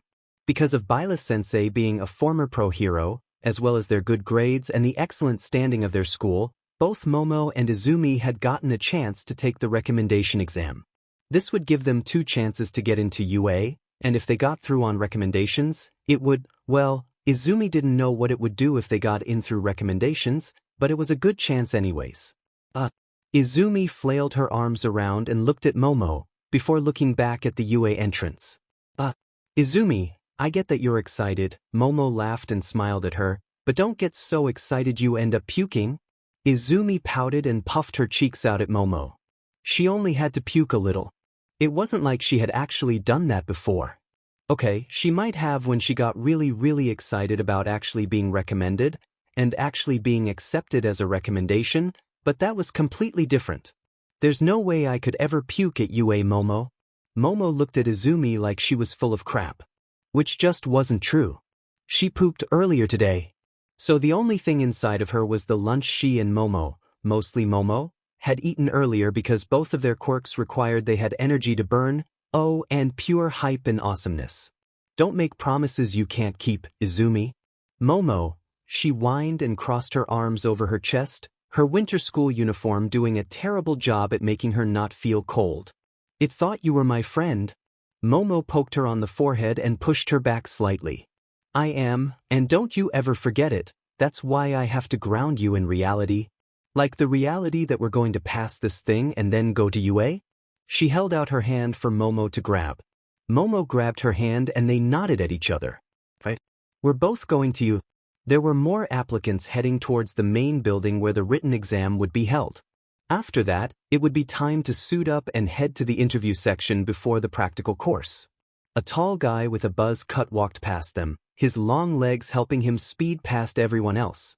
Holy crap, that guy is tall, Izumi muttered to Momo as they walked. Yeah, it's hard to believe he's a middle schooler, Momo muttered back. Like you're one to talk. Momo blushed and crossed her arms over her chest. It was always so easy to get her to blush like that. You're not far behind me, Izumi. Hee hee, I know, isn't it awesome? They were bosom buddies. Momo blushed and looked away from Izumi. It was so weird. Momo was easily the hottest, most beautiful girl in the whole school, but she was also the most bashful. A single compliment could send her into a blushing, flustered state that would take her hours to actually recover from. Izumi hoped it wouldn't hamper her ability to take the exam, but Momo was level-headed enough that Izumi probably didn't have to worry about that. Besides, Momo was literally the valedictorian of Haruno Jr. Hey, the tall guy shouted from up ahead, though maybe shout wasn't the right word. That actually sounded like it might just be his normal volume. You're Shoto Todoroki, right? Endeavor's son? I'm Inesa. The boy with half-white half-red hair grumbled something and kept walking while Inesa just stood there stunned. His smile was frozen on his face but his eyes were distant. What did he say? Izumi asked him, leaning forward slightly to look up at the really tall guy. Did something happen to Endeavor? Huh. Inesa looked at her with a shocked expression. Oh, sorry. I was just, well, he said something that Endeavor once said to me is all. But enough of that. I'm Inasa Yorashi. He bowed fast and at a sharp 90 degrees. It's a pleasure to meet you. Nice to meet you as well, Inasa. Izumi couldn't help but giggle as she bowed sharply as well. I'm Izumi Midoriya, and this is my friend Momo Yaoyorozu. We're from Haruno Jr. Hello, Momo said with a slight wave. She was looking slightly uncomfortable about all this. Was it because they were talking to a stranger? Oh, maybe it was that she wasn't used to talking with boys their age? Maybe she was just a sucker for tall boys. Are you here for the recommendation exams as well? I am. Inasa shot back up and introduced himself. I'm from Yamanaka All Boys Academy. I'm hoping to go to UA since it's the most passionate hero school. Yeah. Izumi cheered, pumping one fist up into the air and jumping slightly. That's the spirit, Inasa. I look forward to being your classmate. What's your quirk? Mine's. Izumi, Momo pulled on her shoulder. We need to hurry, we're going to be late for the exam. Ga. Inasa jumped, his smile fading as he took off into a sprint. He stopped a few feet away and sprinted backwards to do that same fast, sharp bow he did earlier. Please excuse me. We can talk later. Sounds good. What followed was a quick lecture from Momo about stranger danger. But they wanted to be heroes. They were basically anti-stranger danger. XXXX. Looks like we'll be in different testing areas. Momo patted on her number card that was currently hanging off the front of her chest like one of those skimpy erotic dancer clothes, only instead of being naked under there, she was wearing a red tracksuit. You know, Izumi poked Momo's number, you should probably just put this on your shirt since you're going to have to open your jacket to use your quirk. Momo turned ever so slightly red. I'll deal with that when it comes to that. Relax, Momo. Your quirk is amazing. You already know that you passed the written exam and nailed the interview, so the practical exam is going to be easy peasy for you. Izumi grabbed both of Momo's hands and held them up in front of their faces. You got this? Now Momo was even more red. She was so easy. Thanks, Izumi, good luck? Thanks. XXXX. Inasa. Izumi spotted the tall boy quickly enough. He was off doing some stretches near the starting line. His teal tracksuit and close-cut hair made him look like he was a thug from Russia, though. The number 41 was stuck to his chest. Izumi ran up in front of him and bounced on her heels. Oh! Inasa bellowed, his voice the kind of naturally loud that would be impossible to ignore. You're the Haruno Jr. girl from the entrance. Izumi, right? Yep. She bounced on her heels a bit and flapped her arms. How'd you do on the written exam? She was going to say that she felt like she did really good thanks to all the studying with Momo, but Inasa looked like he had just been murdered by her words. That bad? He stood straight and scratched the back of his head. He said loudly and with just a bit of shameless pride, am not a good test taker. That's not something you should take pride in, you know. He trailed off and looked away from her. I know. Well, don't worry about it. I'm sure you'll knock it out of the park with your quirk, right? Absolutely. You were asking me about my quirk earlier, weren't you? Inasa's energy was fully restored. Well, it's actually really strong. I can control the air around me. Here what? He held out his hand and Izumi could feel the air swirling around in his palm like a miniature tornado. Her long hair flickered in his breeze before he stopped the movement. I love it even if it has caused me some trouble. Oh. How'd a quirk like that get you in trouble? Inasa turned a bright shade of red that could almost match Momo's blush. I was forced to transfer to an all-boys academy after. Several girls accused me of blowing up their skirts. Did you? It wasn't on purpose, I was just practicing. Oh, well, I believe you. Izumi smiled at him. You might look like a punk, but I can tell you're a really nice guy. Maybe her quirk was really making people blush really hard with a compliment, and her ability to do magic was completely unrelated to her quirk, because Inasa turned into a tomato. Oh, well, thank you. That makes me happy to hear. He shouted and then laughed, arms flailing. But what about you? What's your quirk? Hee. Izumi brought up her fingers and drew a simple symbol in the air.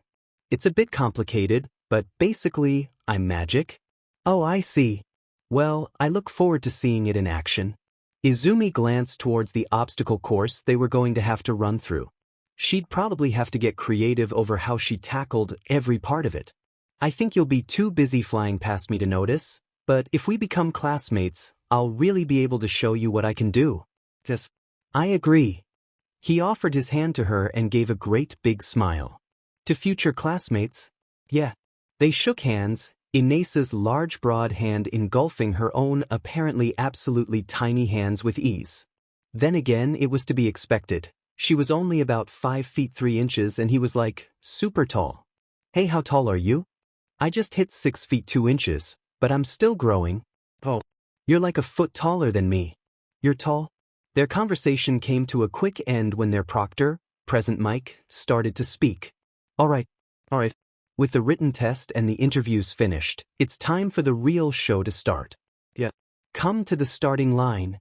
Izumi took her place in the middle of the pack and instantly felt like something was ever so slightly off. Not only was she the shortest one in the lineup by far, but she was also the only girl. Did Momo end up in a girl-only lineup? Did she get swapped? Did you even care and this was just an accident? Oh, Inasa was standing next to Endeavor's son. What was his name again? Shoto Todoroki. She wondered what kind of a quirk he'd have. Alright, we got a hell of a lineup today. Yeah. Present Mike spun, his arms outstretched as he gestured towards the large obstacle course that they would have to go through. And this exam is simple. Get to the finish line using your quirks however you can. He held his arms up high with a wild look in his eyes. Well, what are you waiting for? Go! Izumi jumped and watched as Inasa blasted off the ground with ease, his quirk giving him a powerful lead while Shoto followed after with a trail of ice. Whoa, so fast. Hey girlie, less gawking, more running. Izumi jumped again and trailed behind most of the other students. Out of all of her spells, she had nothing that would help her move faster. Technically, she had stuff that could make the others slower, but that wasn't very hero-like at all. She sprinted at her top speed, her countless hours of swimming taking her stamina to a level where something like this wouldn't tire her out. She ran past one of the other applicants and quickly approached the first real obstacle, a mud pit.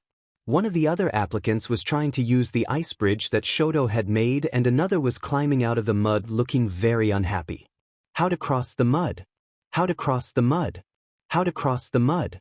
How to cross the mud? Spell. Barrier. Target.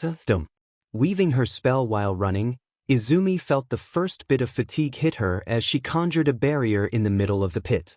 The barrier looked like a gigantic bubble that she had blown so many times during the summer, only instead of being flimsy, it was solid. Very solid. Its offensive power was 0, but the barrier's defensive power was maximum, making it the exact opposite of force. She jumped and landed on the dome with a sound like a sheet of tin foil being shaken. The slippery surface was more hazardous than the mud below, as the barrier had a texture like polished glass. Her footing slipped, but she landed forward and managed to push off, giving her just enough momentum to reach out and catch the other side of the pit to pull herself up. With a thought, she canceled the effect and heard the sound of someone jumping into the mud behind her. Sorry. It was his own fault for not using his own quirk. Izumi followed the trail of ice to the next obstacle where she actually caught up to Shoto for just a moment. A gate blocked her way forward, her number hanging right above it in bright red characters. A few hundred targets moved around the nearby forest, each one had a number, and more than a few had been destroyed by ice or wind. There was even a station with slingshots. Not that she'd need those. Izumi scanned the targets for her own set of numbers. Force, target, guided, arrow. She fired off 2 bolts at once, slamming into the targets with enough force to destroy them and watched as her gate opened up. She might not be able to catch up to those 2, but she could still compete. Somehow, she managed to stay ahead of the other students, but she couldn't catch up to Shoto and Inasa.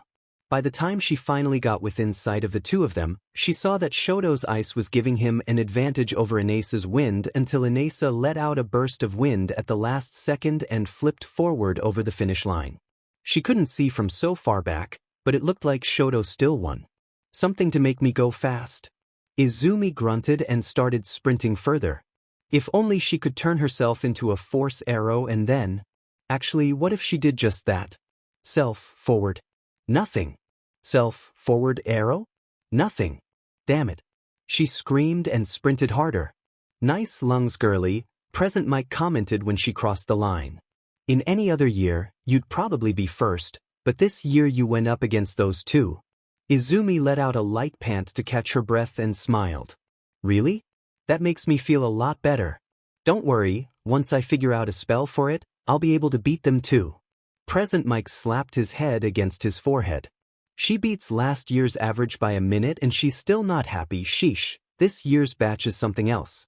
And she's still not even tired. Years of swim practice. You were running. Same thing. No. Izumi shrugged and walked over to Inesa, who looked grumpy. Ugh, did something happen? She asked, looking up at her freshly made friend.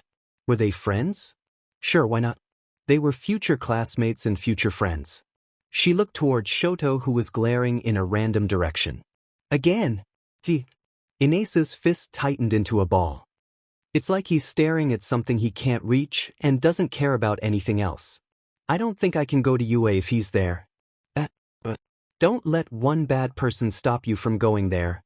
She grabbed his fist with both her hands. Come on, Inesa, we're going to be classmates, right? UA's going to be great if you're there. Okay, her quirk had to be blush-related. I guess I can make do. The UA school uniform was absolutely amazing. The jacket was comfortable, the shirt might be a bit tight on her chest, but that really wasn't its fault, and she even got to wear a tie that she couldn't tie for the life of her. The skirts were also super cute. The green really matched her hair, and it was just fun to shake her hips and make her skirt move. Plus UA was super relaxed when it came to leggings. In order to pay homage to her mentor Bila-sensei, Izumi had decided to start wearing leggings with a design on them. They were almost entirely for show and had no purpose, but they looked cool. Even if she did rip them sometimes when she put them on. Seriously, how did Bila-sensei never tear these things? Momo. Izumi ran up to her friend, all but skipping as she did so. It was their first day at UA and she couldn't help but feel excited. Are you ready to become a hero? Izumi. Momo did not share any of Izumi's enthusiasm and instead looked at the girl with a slight frown. With a long sigh, Momo placed her bag down and grabbed onto Izumi's tie. Honestly, how did you even get your tie like this? I thought you were supposed to be good with your hands. Hey! Izumi flailed her hands and glanced at the other students who were staring. Especially the guys. She hadn't seen Inesa yet though. Momo, people are staring. They're going to stare at you anyways, Momo muttered and then pulled on her tie, somehow fixing it with ease. At least now you look proper. I didn't before? Izumi asked, still being held in place by her tie. Momo gave a light smile and continued to adjust Izumi's clothes. Honestly, she was worse than her mother. Almost never, but don't worry, you're always cute, though I knew I should have had you stay the night. Does this shirt even fit? Kinda. Momo rolled her eyes and let out another long sigh. Well, maybe they'll have a bigger one you can get in the nurse's office or something, just no taking off your jacket. Or stretching. Yes, honey. Izumi rolled her eyes and smiled, she laughed, and Momo laughed with her. I really don't know how I'm going to survive class without you. Yeah, it's going to be different, Momo muttered, her hand finally falling from Izumi's tie. But we're only a room apart from each other, and we'll be able to have lunch together like always. And you can stay at my house whenever you want. And, a low growl sent a chill of dread down Izumi's spine. It might have been years since she heard him speak, but the tone of his voice, the almost harsh gravel-like sound, that was a verbal equivalent of a bad bike crash on a gravel path. She knew exactly who was behind her. You Izumi? Katsuki Bakugo asked from behind her. It was less a question and more a demand of verification. Heroes weren't afraid. And she wasn't. But she was angry. Every single moment that Katsuki had teased her, had bullied her, had picked on her, had treated her like she was worthless and couldn't be a hero came boiling up. She let out a breath and pushed those feelings aside. She wasn't the same person she was back then. But him. He might be different. He had the same look in his eyes that he always did. Angry. Petty. Spiteful. Arrogant. all overpowering the kindness she once saw in there. She tried to find some kind of regret in his eyes, but all she saw was even more self-importance. "It is you." His eyes narrowed as he glanced her up and down. She had been ogled before, mostly by boys at swim meets, and a few times in public, but this was different. "You're different." He was taller than her. The difference was more than it had ever been. It was easy to see that Katsuki had been as serious about being a hero as she had. "And you haven't changed." He snorted. "Whatever." He turned and glanced at her once again. "I'm going to class." Izumi watched as Katsuki tore a warpath through the other students, growling and barking at anyone dumb enough to be walking slower than him. "Was that?" Momo asked, her voice trailing off. "Him." Izumi finished for her. "It was." "Oh." Momo grabbed her hand, forcing Izumi to relax her fists that had been wrapped so tight that the color had drained from her knuckles. "Well, try not to let him bother you too much, all right? Besides, I think you could probably beat him with your quirk now. Right?" "Maybe." Izumi tried to relax, but it had turned her excitement into dread so quickly. She should have known that Katsuki would have tried to get into UA, not that she would have let that stop her. "Probably. Hopefully." "Is it wrong? I hope he's in your class and not mine? If he's in yours, we could probably use that as a justification for transfer into mine." Momo squeezed her hand one last time and gave a smile that really made Izumi feel like everything was going to be all right. XXXX. To her relief, Katsuki was in Class 1A. But there was absolutely no one that she even recognized in Class 1B. She didn't know how to function without Momo in her class. What was she going to do? All she knew what to talk about was swimming, boobs, her quirk, heroes, Momo's quirk, random witch-related facts, Momo's bra size, food, and like hair. And who knows what else? Did she even have a personality? Momo. What was her personality? Izumi stared at the majority of her classmates with wide, slightly dazed eyes as she stood at the entrance of the room, her arms flapping gently at her hips like she was a lost penguin desperately trying to find its mother. "Oh hey." A floating head with thick dark green hair that reminded Izumi just a bit of seaweed appeared in front of her. "You were at the recommendation exams, right? You're the girl that almost got crushed by a giant robot, right?" "Yeah." "What a crappy thing to be remembered for." "That's great." A headless body wandered over and grabbed the floating head before the two fused. "I'm Setsuna Tokage. Sorry if I spooked you, I have a habit of losing my head." Setsuna started to laugh. She was the type of person that made terrible puns and then laughed at them. Izumi could relate. Izumi gave a great big smile and placed her hands on her hips.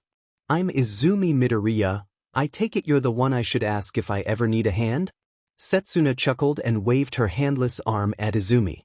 "I think we're going to get along just fine." "Oh great, there's two of you." A pale-looking man that looked like some kind of a monster with how his teeth sat on the outside of his skin, making him look like a skeleton. He looked familiar. "I'm Jozu Hananuki, the guy you dumped into the mud during the exam." "Oh, I remember you. You were the creepy-looking guy." Izumi pointed at him and stared at him until Setsuna started to howl in laughter. "Oh, I said the quiet part out loud, didn't I? Don't worry, I'll only hold it against you for a few years. Aren't we going to be classmates for a few years?" "Yep." "Bah." Setsuna howled in laughter. "You two are great. So, hey, what's your quirks?" "Mine lets me take my body apart and then control my bits." Jozu spoke first, raising his hand before Izumi could get over someone asking her about one of her favorite subjects. "It's called softening. Essentially, I can cause objects to soften to the point that it's like mud or quicksand. I couldn't really find a use for it during the obstacle course though." He looked at her and raised a fuzzy white eyebrow. "All right, before you explode, what's your quirk?" "Oh, it's called symbology." Izumi brought up her pointer and middle fingers and drew a simple line in the air. "Basically, I can draw stuff in the air, and if I draw the right stuff..." She drew a simple spell, making a disc of light appear in her hand. "I can make effects happen. Currently I have about 20 effects I can combine into what I call spells." She swiped her disc out of the air and flailed her arms. "So far I can make barriers, shoot missiles, move objects and make light. I even have some symbols. I have no idea what they do." Setsuna began. Sounds like a lot of bullshit. Jozu finished. Honestly, it makes me happy when people say that. Izumi laughed, putting both hands behind her back. I really like to experiment with my quirk. I still have a lot to learn. That's why you're here. A gruff, almost angry voice commanded from behind her. Izumi spun and saw her teacher, the sanguine hero Vlad King, standing behind her with a clipboard in his hand. He was the kind of person that Izumi would just describe as extra large, given how he probably had a foot on her and she was less than half of his weight. Oh, sensei. Take your seats. Vlad sensei gave a firm order to the whole class. I need attendance before we can head to orientation and then properly begin your hero training. There was an eager scramble to their seats before everyone settled down and looked at their new sensei. Don't look now, but I'm pretty sure the ginger is checking you out, Setsuna whispered in Izumi's ear. So far Izumi had seen Setsuna's head off her shoulders more often than on, which could explain why the girl always seemed to have her head in the clouds. My name's Itsuka Kendo, said Ginger spoke in a firm voice. And I wasn't checking her out? Oh, then what were you doing? Because honestly, you were staring at her back the moment I was trying to figure out what kind of body she had. Thick. Setsuna purred. See, I told you she was checking you out. Izumi pulled her head through the UA gym shirt and then pulled her hair out a moment later. She gathered her hair with one hand and then slipped it into a tight ponytail to keep it out of her face during this quirk assessment test that Vlad sensei wanted to do. She assumed it would, at the bare minimum, mean using her quirk. She glanced and saw that Itsuka was currently glaring at Setsuna's head with her cheeks more than a little flushed. I meant as in how she got her muscles. Like what sport she did in middle school. Like you're a track and field member. Itsuka pointed towards Setsuna's body, and then towards herself. I did kendo, and Reiko over there wasn't in any sports club. The white-haired girl that liked to hold her hands like she was a ghost gave a thumbs up. Wow, you were checking everybody out. Setsuna let out a snarky laugh before her head floated over towards her body. But you're right, I did do track. I was a long-distance runner. See, I was just trying to figure out what sport Izumi did. Itsuka let out a huff, her pea shirt gripped tight in her hand. Sorry for staring. Oh. Izumi laughed and smiled at her new classmate. Don't worry about it. I'm actually a swimmer. I needed something to improve my endurance for my quirk, and a senpai of mine actually convinced me that swimming was really good for that. So, I guess I have a swimmer's body? I guess that makes sense. Itsuka gave a sigh and placed a hand on her hip. That would kind of explain it. Sorry for bothering you with this. Don't worry about it. Izumi placed her hands on her hips and stuck her chest out. I'm proud of my body. With a rack like that, I would be too. Setsuna whistled. Are you a lesbian? Itsuka asked, her cheeks more than a little red. No. Well, stop, you're giving us a bad name. Izumi blinked and watched as their locker room was filled with a sudden silence as everyone processed what Itsuka had just said. So, apparently Itsuka was into girls. And she was checking her out. Hee hee, validation. XXXX. Alright, it seems we have the field to ourselves given how 1A skipped the orientation. Vlad sensei gave a low growl as his massive shoulders slumped. Again, that was where Momo and Inesa were. And where Katsuki was. Izumi bit her lip and then shook her head again. She'd be able to see them during lunch, it wasn't a big deal. Besides, she could make new friends here, like Setsuna, and Itsuka, and, well, all of her class she guessed. They all wanted to be heroes after all. This was supposed to be a joint exam, but we'll just have to do without. Vlad sensei turned to face them all, a phone in his hand and his two tusk-like teeth peeking out from his smile. You're all aware of the physical fitness test, yes? Well, this will be the same thing, but you're allowed to use your quirk. Think of this not only in terms of ability, but also creativity. And for fun, we'll be ranking you. Vlad sensei tapped on his phone and brought up a blue hologram that displayed their names in a 2x10 grid. Top 5 get extra credit. That was it? She didn't really understand the syllabus too much when Vlad sensei went over it, but it really didn't seem like extra credit would be super helpful. Besides, she'd still have to work hard to be a hero, and she looked behind her and saw that all of her classmates looked fired up. Was she the weird one here? Probably. But even without the extra credit dangling in front of her, she still wanted to be number one for the sake of being number one. She just needed to figure out how to use her quirk effectively. The 50-meter dash was a dud, as she still had nothing that could actually help her move faster, but she wasn't the slowest even without using her quirk. Next was the grip strength test. Hey sensei. Izumi ran over to her newest sensei and was once again reminded that not only was she on the short side, but that Vlad sensei was on the really tall side. Oh, Izumi, correct? Vlad sensei checked his phone with a light frown and waited for her to nod her head. What is it? Do we actually have to be gripping the test? She held out the strength testing device and looked down at it. I mean, like, with our hands? Vlad sensei chuckled. So long as it is being measured by your hands or your quirks, I will accept though, sensei.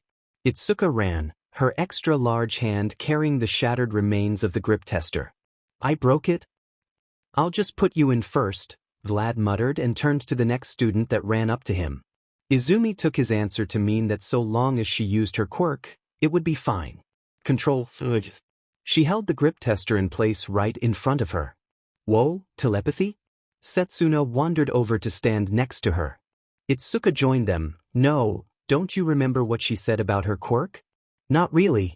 Izumi smiled and began to draw the symbols for her next spell. Barrier, object, ring, constrict. A shimmering, glass-like substance formed a ring around the handle of the grip strength tester and began to tighten. While constrict wouldn't actually squeeze the handle, it would stop it from expanding back out. Barrier, ball, expand. A ball appeared in the center of the device, just big enough to fit in the handle. Almost instantly, it began to expand, pushing up against the tester before it burst. Barrier, ball, expand. Oh wow, so you have the kind of quirk that lets you do a whole lot of things? Itsuka muttered. Izumi smiled and gave a light wink. You haven't seen anything yet? Using her quirk to slowly increase her score, Izumi was able to get the highest rank besides the ones that managed to break the device, like Itsuka. Next up came the standing long jump. Izumi watched as her classmates all managed to propel themselves further than what would otherwise be possible. Setsuna cheated by simply removing her legs and then floating them to the other side with a smug look on her face. Itsuka slapped the ground to jump, and Jozu managed to use his softening quirk to effectively turn the ground into a trampoline. She brought her finger up and drew the symbol she had for upward. She had the direction she wanted to go, but she had nothing that would actually let her target herself. There had to be some kind of a target rune that would affect her. What would her symbol look like? A rune that was just for her. She held her fingers in front of her and began to draw, hoping for there to be some feeling in her that would lead her to the spell. Izumi? Itsuka walked forward, a bit of sweat on the girl's forehead. What are? It might have been the slight turn she did. It might have been anything else. But her up rune activated. The process of discovering new rune had always been random, oftentimes with unexpected results. But for the first time, Izumi saw a pattern. It was a slight variance of her up rune, one that she could have made by mistake at any time. A one-rune spell. It activated, and she was sent flying up into the air. XXXX. Thanks again for your assistance. Prinz purred as they made their way down the hallway between the two buildings. I'm certain that I'll be able to create optimal gear for you in the future, yeah? Nijire had to resist the urge to squeal. She absolutely loved Prinz's accent. It was so fun. Kind of like a sexy vibrator for her ears. Or like, well, she really didn't know, she just thought it was cute. And super duper sexy. Oh, no problem. Right, Mirio? Mirio nodded proudly. The two extra large and heavy boxes he was carrying dwarfed the one that both Nijire and Prinz had taken. It wasn't like they had forced it on him, but he had just screamed, power, and picked them both up. Oh, Prinz, I've heard of a new challenge I think you'd be great at. Nijire filled the silence with small talk. She couldn't really rely on Prinz. Whenever Mirio and her were in the same room, there was just a hint of awkwardness and a bit of silence. Which meant that Nijire shipped them hard. Oh? Is this like that pencil challenge you had me do? Despite not even looking Mirio's way, Nijire could tell that he was blushing, just based on his vibes. Yeah, kinda. But you can do it clothed. Nijire bounced and then looked down at her own chest. Basically, all you need to do is get some bubble tea? Does it have to be bubble tea? Not really, it's called the bubble tea challenge, but I think you can do it with any drink with a straw. Nijire hummed and glanced up to the sky. What you need to do is balance the tea on your boobs and then drink from it without using your hands and… She saw someone being flown up into the air. Sorry. Here Mirio, take this. I need to go save someone. Why? Nijire. Mirio called as the boxes fell to the ground. Nijire was already off, flying towards the flailing student as they continued to go upwards, way past the point the school's no-fly zone air permitted people from going. Then they stopped, frozen in the air for what felt like a whole second. Then they screamed, arms flailing as they started to fall. I don't want to die. I don't wanna. Help. Nijire sped up, trying to get to the person before it was too late. I got you, she shouted, grabbing onto the girl's arm. Aerial rescues were hard and dangerous. Simply stopping now could dislocate both of their arms. Instead, Nijire pulled the girl into a hug, keeping her head pressed into her chest as she aligned them towards the ground. She needed to shift the momentum steadily, like going around a sharp turn really fast. She blasted her quirk, a wave of visible energy coming out from her hand as she pushed them to the side, barely swooping past the ground before they went up again. Their momentum was gone, and they were allowed to float peacefully. First day of her third year and she already saved someone. That had to be a new record. Nijire looked at the girl that was hugging her tightly and a smile spread across her face as she recognized her. Izumi! She hugged the girl tight and let out another big burst of energy, sending both of them higher into the air, but unlike before, Nijire was in complete control. Oh my god, it is you! You look so good with your hair like that. Wait, your hair was like that for like most of the first year, huh? I just can't get over it. I remember you looking like a cat that had just been blown dried. And what's this? Nijire pushed Izumi back a bit, just enough to notice that they were currently doing the monster boob mash. Oh. I guess all that milk you drank paid off. But hey, you're in UA now. And why were you going so high up? Did someone launch you? Do I need to beat someone up? She pouted and watched Izumi for a moment. 'Cause I will. Nijire-senpai. Izumi let out a light chuckle and made a very bad mistake when it came to flying, looking towards the ground. I'm happy to see you and all, but can we have this conversation on the ground? Oh right, sorry. On the way down, a large pool of blood that had covered the ground was slowly retreating back inside of the first-year teacher Vlad King. He was probably going to try and use his blood to catch and cushion Izumi's fall, but that could have still seriously hurt her. Nijire landed in front of him and Izumi stood on shaky feet for a second, with Nijire offering her some support. Vlad-sensei walked over to them, looking exceptionally paler than normal. Izumi, he slurred her name a bit. What was that? New spell, Izumi muttered with a light laugh. I probably won't be using it again anytime soon. Vlad-sensei did not look pleased. Please be careful, that might have been the closest I've ever come to losing a student. What about that time you had Mirio? I said Maita. Vlad-sensei gave her a sharp look and then sighed. Thank you for appearing, Nijire. Oh. He swooned a bit, and one of the taller students appeared to grab his shoulder. Oh. He used too much blood too quickly. Nijire waved towards the other students. Some of you need to take him to the nurse's office. Recovery girl has some of his blood stored there just in case. And she has really tasty gummies. Vlad-sensei groaned and tried to stand. You're right. Nijire, can I trust you to finish the tests? Oh, she was being given responsibility. Nope. But I'm going to do it anyway. She saluted proudly. I'll also make sure Izumi doesn't hurt herself. Izumi always did have the cutest pouts. Her first lunch at UA was every bit as impressive as it would have been at Momo's house. The Pro Hero Lunch Rush was amazing at creating the exact meal that people needed to perform at 100%. In Izumi's case, that just so happened to be a calorie-packed meal that would keep her light on her feet while using her quirk. She sat down next to two of her classmates and kept an eye out for Momo to show up and join them. Ooh, maybe Inesa too, though would it be weird for him to sit at an all-girl table? Whoa, Itsuka muttered across from her. Are you really going to eat all that? Yep. Izumi clapped her chopsticks and bounced in her seat. It helps fuel my quirk.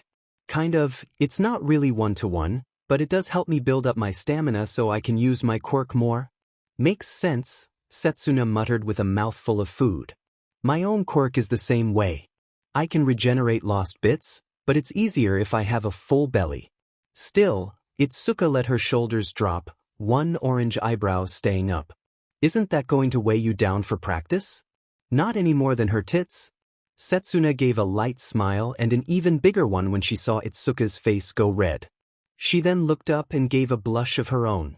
Oh hey, don't mind us, just joking is all. Momo was standing there with a plate of food that rivaled Izumi's, causing Itsuka's eyes to bulge. It's fine, I'm used to those kinds of comments being said around Izumi, mostly by her. Momo gestured towards the empty seat next to Izumi. I'm Momo Yaoyorozu, Izumi's friend and a member of 1A. May I join you? Of course. Izumi scooted over, though she didn't need to, and smiled. How was your first day of class? A pervert stuck himself to my ass and got expelled.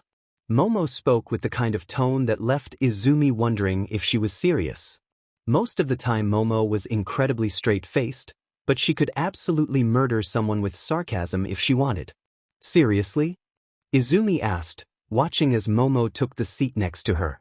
I think I actually know who you're talking about. Itsuka tapped her plate and gestured towards her hair. Short, purple balls for hair? That'd be the one, though it was less that he got expelled because he stuck himself to me, and more that he came in last during Aizawa-sensei's test. Momo let out a long sigh and started to pick at her food. Sheesh, sounds like 1A is pretty cutthroat. Setsuna extended her hand across the table. I'm Setsuna Tokage, by the way, and if you're Izumi's friend I need to know a list of all the places you two eat. Why would you need that? Itsuka asked. I'm Itsuka Kendo, by the way. It's nice to meet you. I'm so going to see if I can transfer to your class, Izumi. It seems like you have some nice classmates. Momo shook Setsuna's hand, and we mostly ate at my home or at school. Why? Well, I'm just saying, whatever they're feeding you two. Setsuna let out a light yelp as Itsuka elbowed her in the stomach. Hey! Seriously, stop talking about boobs. What? I'm just saying that they're both thick? Izumi asked cheerfully. Izumi? Momo gave another long sigh. Yeah. Setsuna snapped her fingers. Can we please not? Momo asked. Her cheeks were bright red again. At least not while we're eating. Fine, fine. Izumi giggled and bumped into Momo lightly before she took a few big bites of her meal. Nyum, a very Nijire noise came from behind and above the table. This seat is mine. Nijire slid into the seat beside Izumi and gave her a hug. Oh hey, Momo's here too. Whoa, you filled out even more than before. How tall are you? How do you get your hair like that? I was almost excited that we were back on boobs. Setsuna gave a laugh. Hello Nijire-senpai, thanks for helping us in class. Itsuka rolled her eyes a bit, her cheeks still red from Setsuna's boob talk. I'm surprised we got through everything, but yeah, Vlad-sensei said he'd be better after lunch. Oh, don't worry, it was super duper fun, and I got to spend time with one of my favorite kuhais. Nijire squeezed Izumi tight, really tight, tight enough that Izumi could feel Nijire's bra through their clothes. It reminded her of her old breast envy she had over Nijire, though that seemed silly now. Mostly because she was able to compete now. Oh, hello, you're tall. Nijire looked up. Izumi followed her eyes and saw Inesa standing at the end of their table, his plate of food shaking violently. Because of his buzz cut, it was easy to see that his blush covered his entire head. He looked nervous and ready to explode. Hello! He shouted. I am. Inesa, please don't bow while you're carrying food. Izumi gave him a bright smile. If you want to join us, you can. Setsuna doesn't bite? Yes, I do. Don't bite my friend. Izumi snapped her chopsticks at Setsuna. Thank you. Inesa gave a light bow and then took the vacant seat next to Setsuna. Excuse me. This was by far the most people she'd ever eaten lunch with. At least, in the sense that they were all her friends in some capacity. Setsuna sat across from her and had all but dragged Itsuka along for some reason. Still, Itsuka was easy to talk to and more or less kept Setsuna in check. With Inesa sitting across from Momo, they really had a full group now. Especially with Nijire here. Oh, Izumi, I totally forgot what I came here for. Nijire rapidly slapped Izumi's arm with her usual level of endless enthusiasm. It was going to take a bit of time getting used to having Nijire constantly around. The way you went flying today, right? I don't think she'd forget almost dying. Itsuka commented. You almost died? Momo shrieked, her chopsticks hitting the table with a bit too much force. What did you do? Oh, right, I developed a new spell and it kind of threw me up into the air. Like really far? Izumi chuckled and let her shoulders slump. I was trying to think of something that would help me with the long jump and then I just kind of went way up. But, she turned back to Nijire, who was looking at her with eyes that could only be described as full of rainbows and curiosity. But, I'm not in trouble, am I? Oh no, but I did have an idea. You see, instead of clubs, well, I mean a lot of people call them clubs, but like they're not really clubs because you can join a lot of them and stuff. UA has student workshops after school. And you got me thinking. I'm like the best flyer in UA and I can help people with learning how to fly. So, I got permission to hold a flying workshop after school. And you're my first member? Nijire blinked. Vlad-sensei said so. But, Izumi looked at her hand and recalled the rune she had drawn. I can only go up. And I can't really control myself. Oh, don't worry, we can totally figure all that other stuff out. Besides, UA has a room for this. It's bouncy. Nijire shrugged. Besides, I can only do it once a week. The rest of the time you can either join the aquatic rescue club for swimming, or like the gym club for gym stuff. That's where Mirio is. Who's Mirio? Someone that's sometimes naked? That didn't answer the question in the slightest. But anyways, we're going to meet up today. I still don't have any other members though, but I don't think I need too many. Nijire-senpai. Inesa raised his hand. Ooh? What is it? Nijire leaned on the table with pure excitement and curiosity on her face. Have I ever mentioned I love it when people call me senpai? Frequently, Momo muttered. Inesa coughed in his hand and then nodded. Yes, well, as you asked earlier, my quirk lets me generate wind, and I, have a habit of crashing when I try to fly with it. Do you think you'd be able to? Recruit number 2 for Nijire Hado's NUM class. Nijire bounced up and pumped both arms up into the air. I'll have both of you flying in no time. Probably. I'll go get the paperwork ready. You two just meet me at the gym later and I'll show you the way. With that, Nijire jumped and flew off, easily maneuvering through the door like a pixie. This is great. Izumi smiled right at Inesa. We get to be flying buddies. Yeah, Inesa said rigidly. He blinked for a few seconds and then jumped a bit. His eyes moved to Setsuna for a moment before he bowed a bit. I look forward to studying with you. Inesa was a funny guy, but he always had a fun energy about him. Izumi stared at her spellbook. The heavy, coarse pages were sturdy and durable enough to last, though it was unlikely that anyone would ever try to destroy her spellbook, and she did have to basically commit the runes to muscle memory before she could even think about using them, but part of her was paranoid.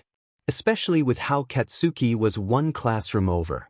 She held a dozen pages between her fingers as she flipped from her first rune for up, the one that she could tie into spells, to the one she discovered today, the one that was a spell in of itself. A single rune for a single spell. The differences between the two was minuscule, only a slight alteration to her first up rune made the rune affect her. She couldn't start a spell with it, but what if she added it into an existing spell? Would it break? Well, she might break. Like, what if she used force and up, would she just explode upwards? Violently? Man, her quirk was scary. The bell rang, marking the end of her first day at UA. Well, almost. Classes were over, but it seemed like UA was even more active than her old school with the after-class activities. She needed to sign up for pool use, probably gym use, and whatever the hell Nijire's flight workshop actually was. Vlad-sensei had given her class a list of the locations and where to sign up for them, which was really nice. Most of them could be taken care of in the administration building. Izumi tapped on her spellbook and bit her lip. The rest of her class was either talking to each other or already out the door. She wondered if there was someone at UA that could help her with her quirk. There might be a pattern to her quirk that she just wasn't seeing. Vlad-sensei. Izumi half sprinted up towards him, her skirt bouncing against her legs. She stopped right in front of the podium the teachers used and held her spellbook up so she could see it. Ah, fall girl. Vlad-sensei's two massive tusks didn't hamper his ability to smile in the slightest. I trust that Nijire spoke to you about her flying lessons? Or are you going to ask for a parachute during class? Oh well, yes, and also no, that's not what I want to ask you about. Izumi shook her head and opened her spellbook for her sensei to look at. I was wondering if there's anyone at UA that can help me with this? Vlad-sensei blinked and then pulled out a pair of glasses from the podium. May I?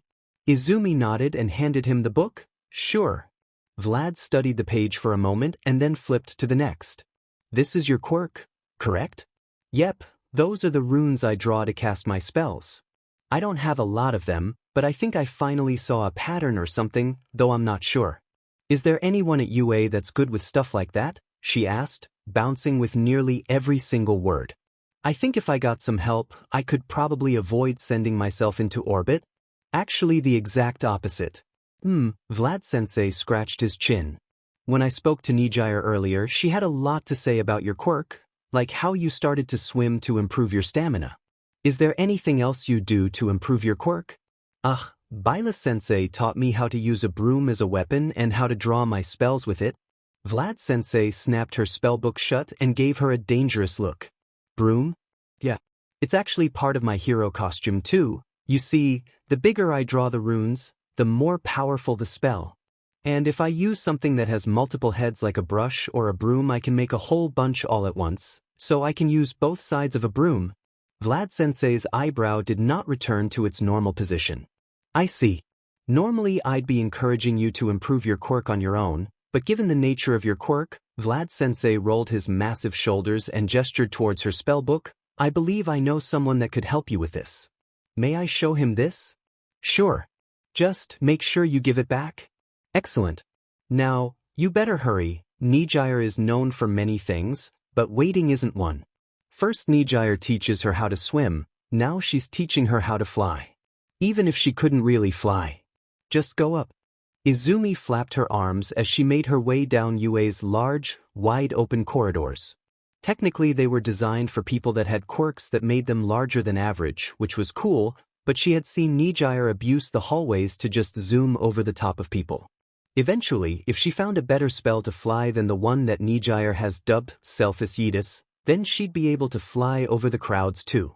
It technically wasn't allowed, but no one seemed to bother Nijire about it. Besides, it was good training. Though she could really say the same about Nijire's flight school. Currently, Inesa was going to get a lot more out of it than her because he could actually fly without bonking his head on the ceiling every time.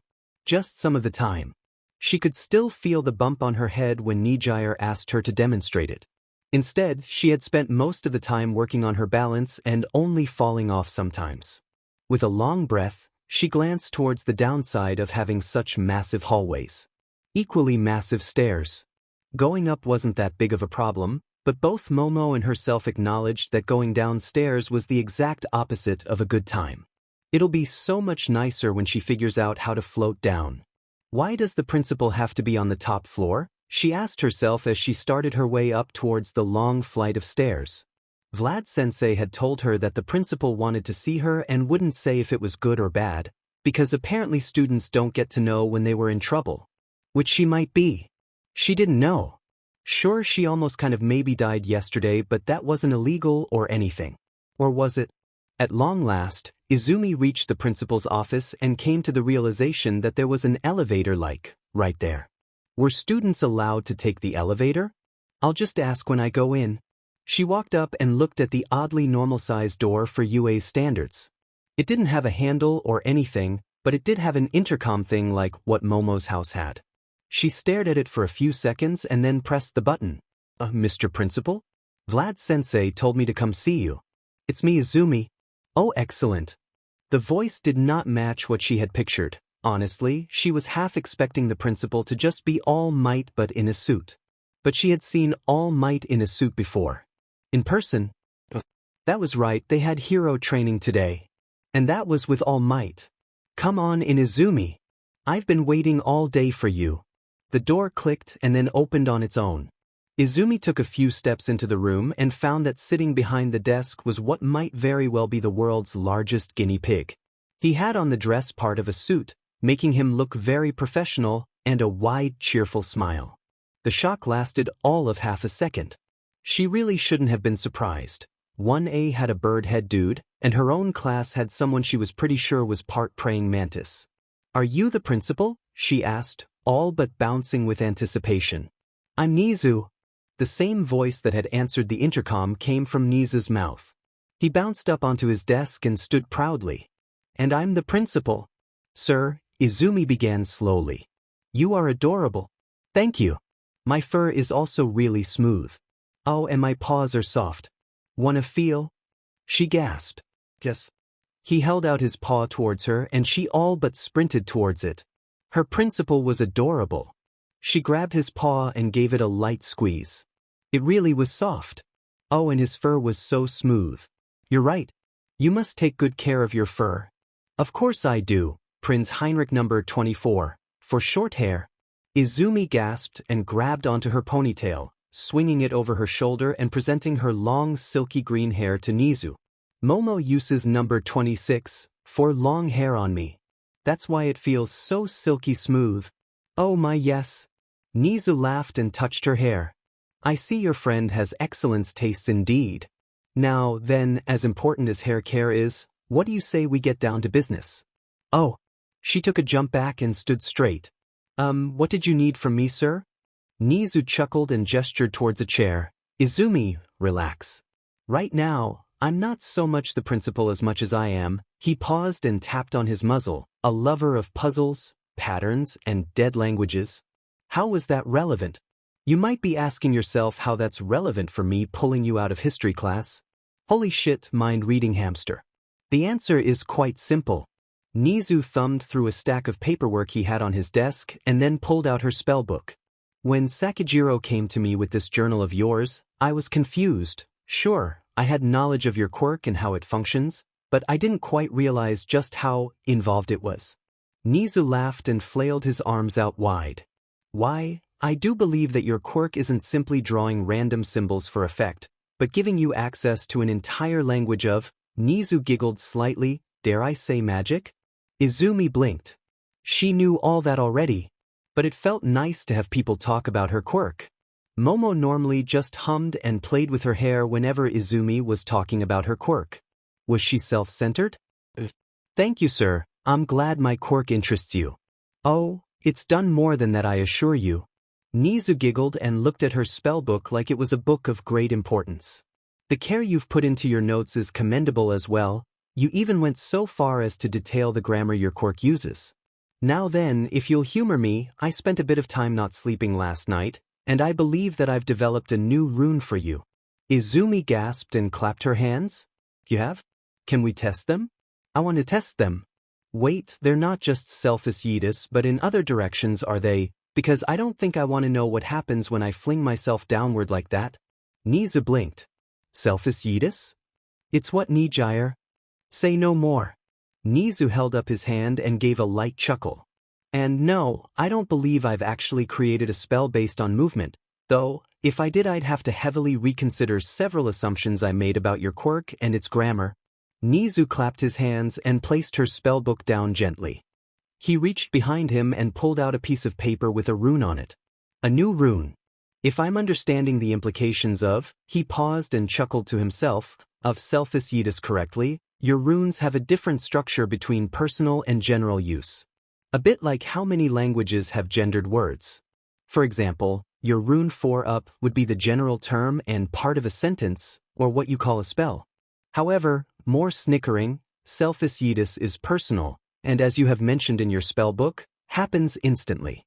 I applied the same logic to what you describe as barrier. Nizu waved the paper again and smiled at her.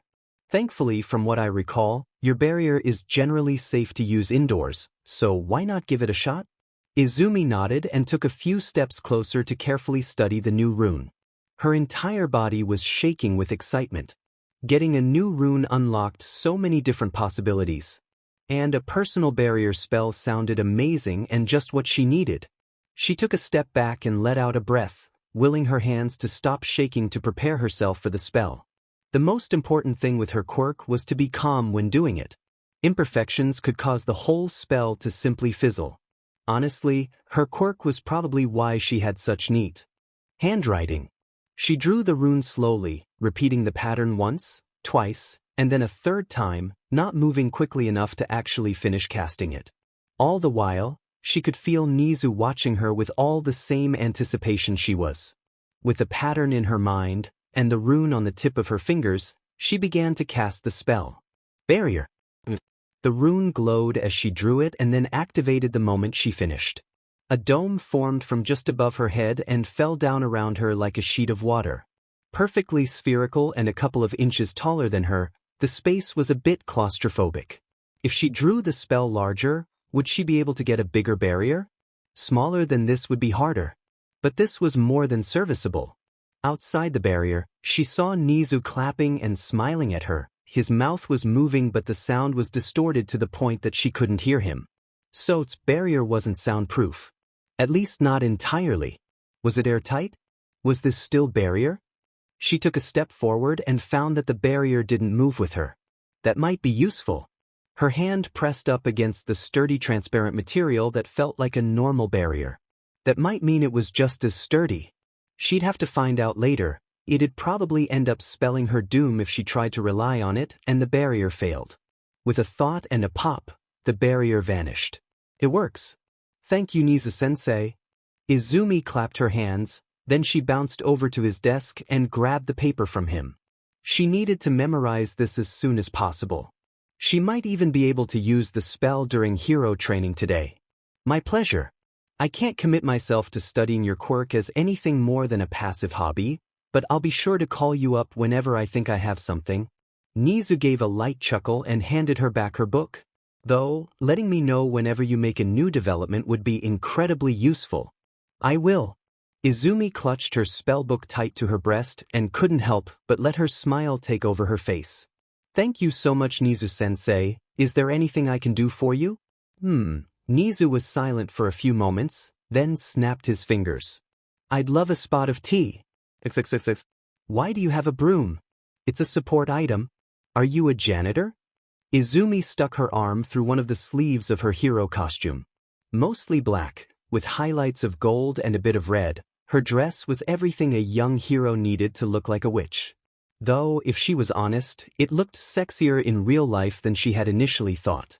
Mostly because she was showing what most people would consider a metric fuck ton of thigh. And if the armholes of her bodice were any bigger, she'd probably be showing off some side boob too. Upgrades for later. Yep. Izumi grabbed her broom and spun it around, barely avoiding Setsuna's head as she did so. 'Cause I'm going to clean the streets of villains. Itsuka, who was in the middle of tying her mask, snorted and had to take a moment to gather herself. Okay, but don't you think that's too sexy? Setsuna said, her head still rolling to the side. One flip and it's gonna be ass city? She felt a pressure on her and saw that one of Setsuna's hands had wandered over there. With a yelp, Izumi spun and swatted the hand away with a well-timed broom strike. Are you always so grabby? It's not my fault you're so grabbable. Setsuna's head rolled over in the middle of the room before her body wandered over and she started checking out her skin-tight suit. I bet Itsuka would be more than. A giant hand snatched Setsuna from the air and brought her right towards Itsuka. With her orange hair down, Itsuka looked like an avatar of lesbian fury that had just been woken up. I know you can regrow limbs, Setsuna, but can you regrow your head? And if you can, do you think that you'll still be the same person? I'm joking. Lighten up, Itsuka. I'm just teasing you both.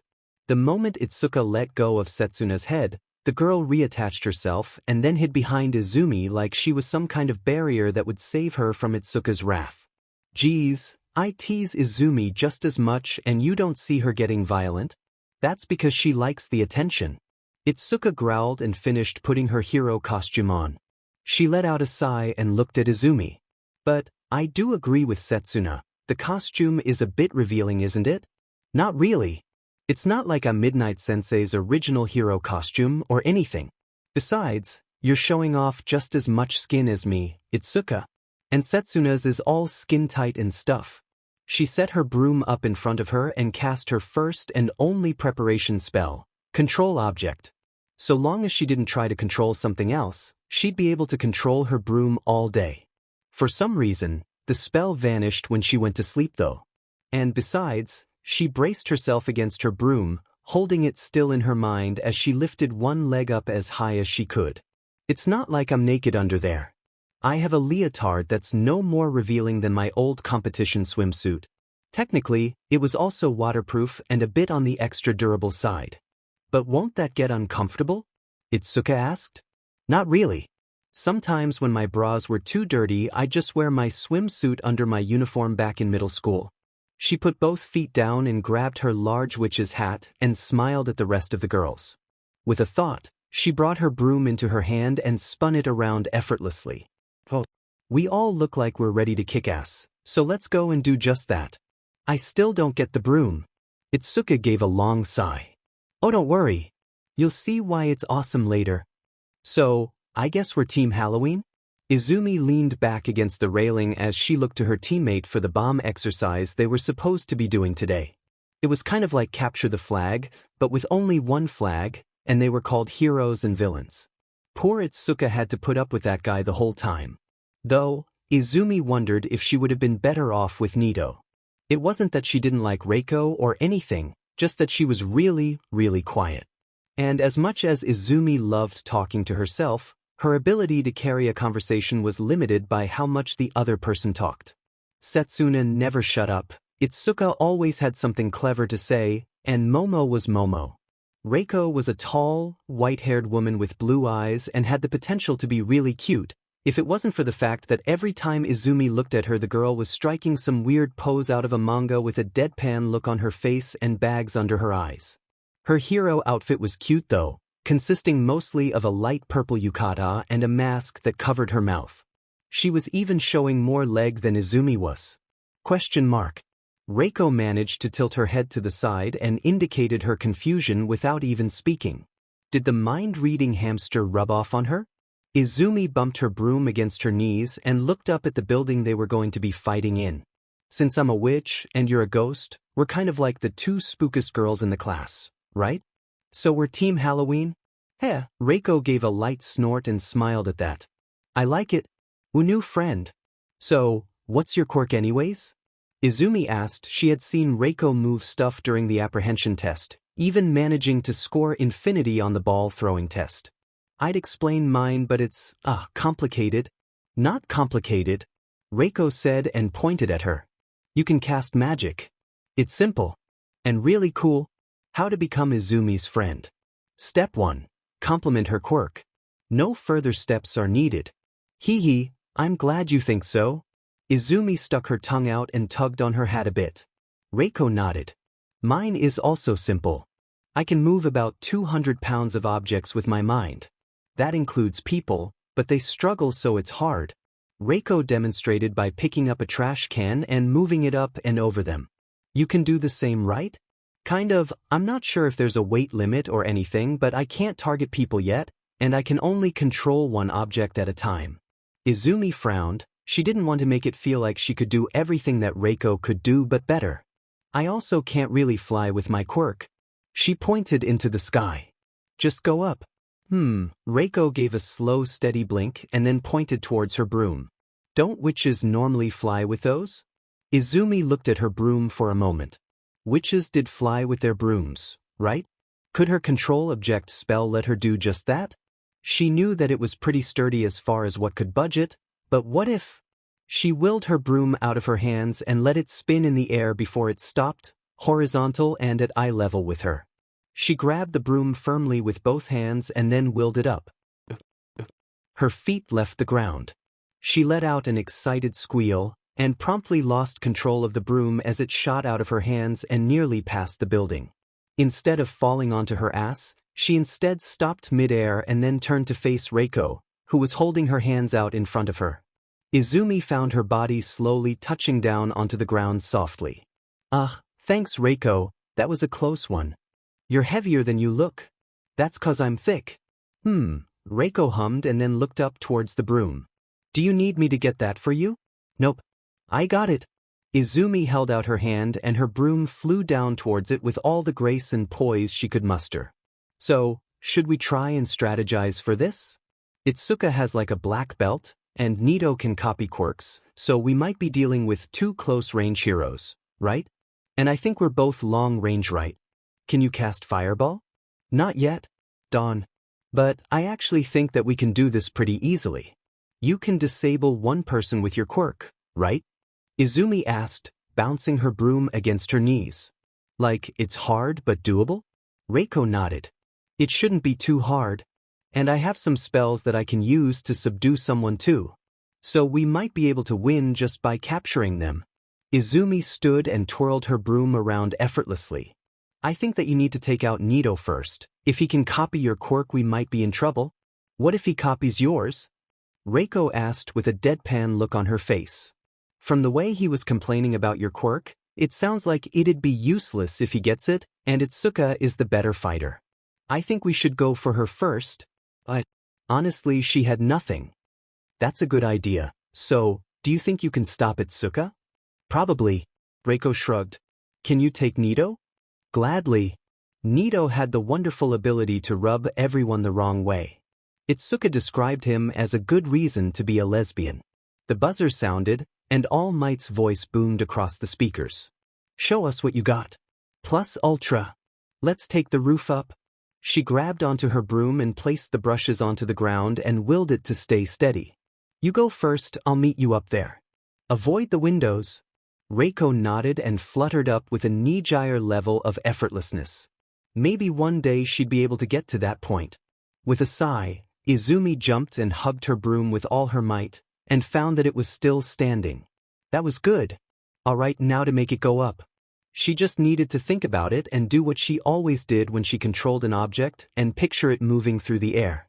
Only, she was used to seeing the object in relation to herself. Now, she basically was the object. Her broom shook as she moved upwards. Stairs would have been quicker. First floor, second floor, third floor, roof. She floated over to the rooftop and had to resist the urge not to gasp for air. Her heart was pounding just from that. But it worked. She could totally use her broom to fly. That was a lot safer than self-Yeetus. We have a problem. Reiko announced the moment Izumi stopped kissing the ground. She pointed towards the roof access with the same deadpan look on her face she always seemed to have. It's locked. Oh. Izumi held up her broom and flipped it into her hands so that she was pointing the wooden end at the door. That's easy, but it's going to be loud, so get ready. Reiko showed great insight as she got out of the way without needing to be told.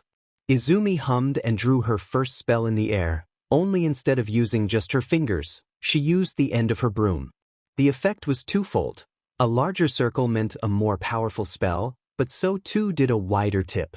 Force, arrow forward. The cement walls of the entranceway cracked as the iron door was blasted off its hinges and into the building with enough force to sound like a car crash. Reiko dove in first, the dust and debris following her like the clouds flowing around Mt. Fuji. Izumi followed suit, thankful that she hadn't decided to go with heels for her costume even if they would make her look cooler, or was it hotter? Still though, going downstairs sucked. At least the protective leotard of her costume made it so she didn't bounce quite so much. After a few quick jumps, she arrived at the top floor right after Reiko. With a blast of telekinetic debris, Itsuka was forced up against the wall, her large hands cracking into the concrete as she tried to fight back. Nito moved towards Reiko, his hands enlarged due to Itsuka's quirk. "Oh no you don't!" Izumi shouted and charged at him. Just like she practiced with Baila-sensei, she sent her broom ahead first, spinning it to make a powerful deterrent that forced Nito to back off and heavily reconsider what he was doing. "You and your useless quirk," Nito shouted. "I just had to get matched up against you." "Useless, huh? It's not my fault you suck at magic."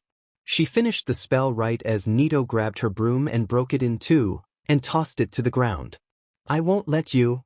Barrier, object, rings, constrict. Using the full range of her arm, Izumi drew another powerful spell.